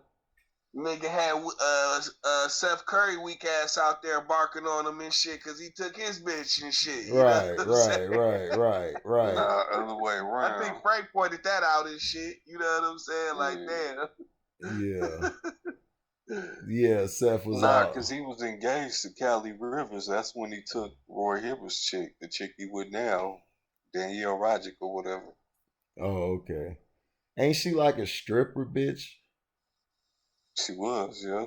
Oh, okay. Damn. Hey, man, you know the niggas, man, be turning the hoes into housewives and shit, man. Man, I'm sorry. I'm from the Too Short era. I can't do it, bitch. I can't do it, dog. I'm sorry. The head game great, but shit, I know that ain't for me. Look up in the sky. It's a bird. It's a plane. What's that nigga name? Captain Saber. Captain Saber. Yes. Yes, that I'm about to play that bitch tomorrow, nigga. Because y'all niggas brought it up. That's what I'm saying, man. The Bay got classics for days. For nigga, real, dog. Yeah, dog. The Bay do make the best music, bro. Them motherfuckers be on some other shit. They be killing that shit too. That shit crazy, man. Yeah, dog. This nigga, old Nate Sleepy Robinson, dog. You know what I'm saying? Nate Knockers. Man, I'm mad, dog. Nate Knockers. Did y'all see that meme where they had Simba on him? They had Simba. Yeah, that's what I was talking about. HD was talking I was talking about that. Get up, Nate. Get up. Nigga, that shit was funny because I started crying. I was crying, dog. I said, the niggas gonna be roasting this nigga for a minute off this shit. They had the NBA logo on him.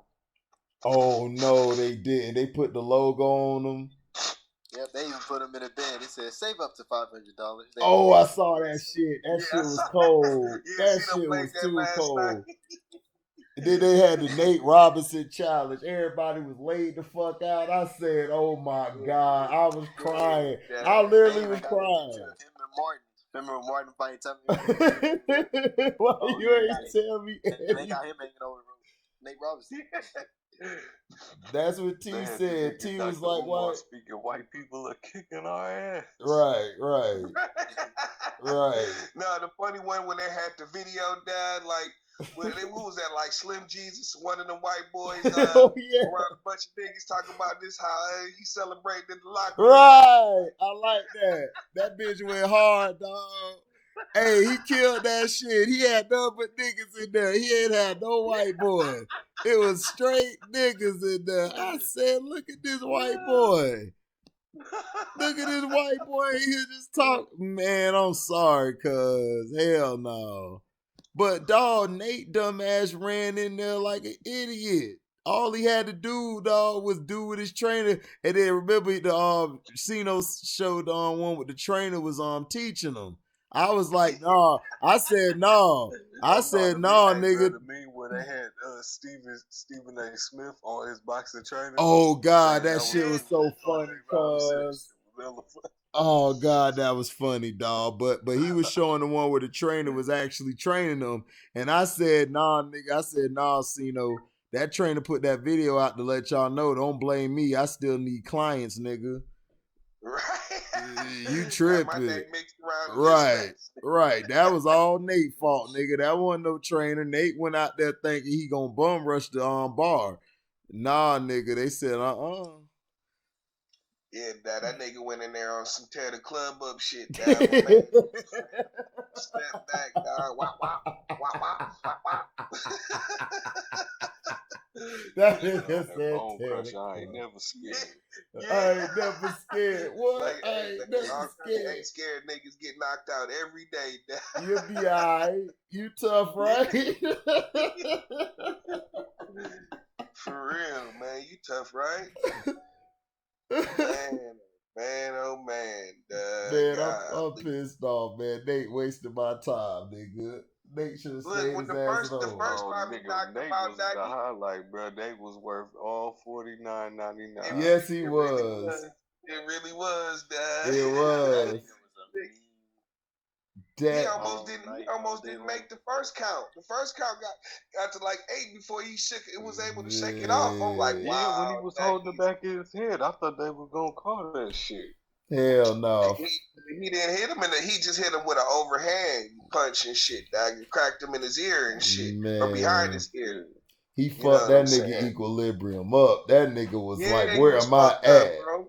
Where am I at, nigga? I said, nigga, you are here at the fight. Tyson and them are coming up soon. So we need you to entertain us for a couple rounds more. Nah, that nigga couldn't do it. He was out in 2. Like, fuck it. Look, that nigga sit there like, man, look at him, man. He wouldn't go back to sleep and shit. Nigga, he did.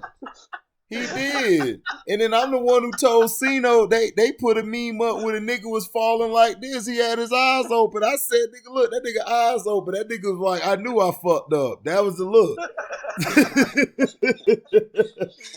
That nigga was like this, like, this is when I fucked up. Nigga, booed.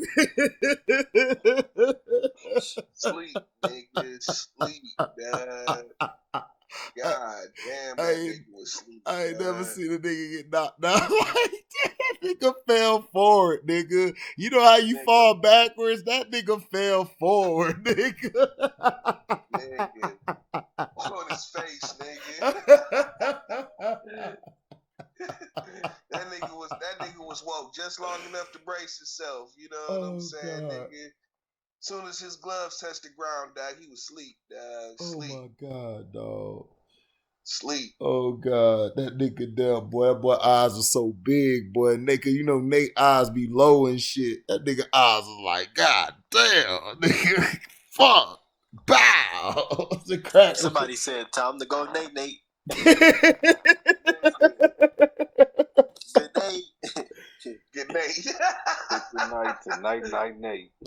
Man. Nate. All we needed was Howard Cosell. Down goes Robinson. Down goes Robinson. Get up, Nate. And Snoop Dogg just killed it. Nate from the hood, it'll be all right. Man. Oh, man. I'm done, cuz I can't do it, dog. I can't do it. How you get knocked? That nigga T said last night, if he dies, he dies.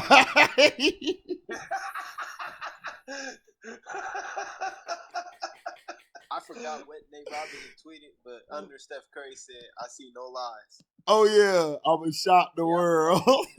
Yeah. And then Steph said, I see no lies. You're just clowning that nigga, Oh, God. Steph Curry is an asshole, dog. Steph Curry.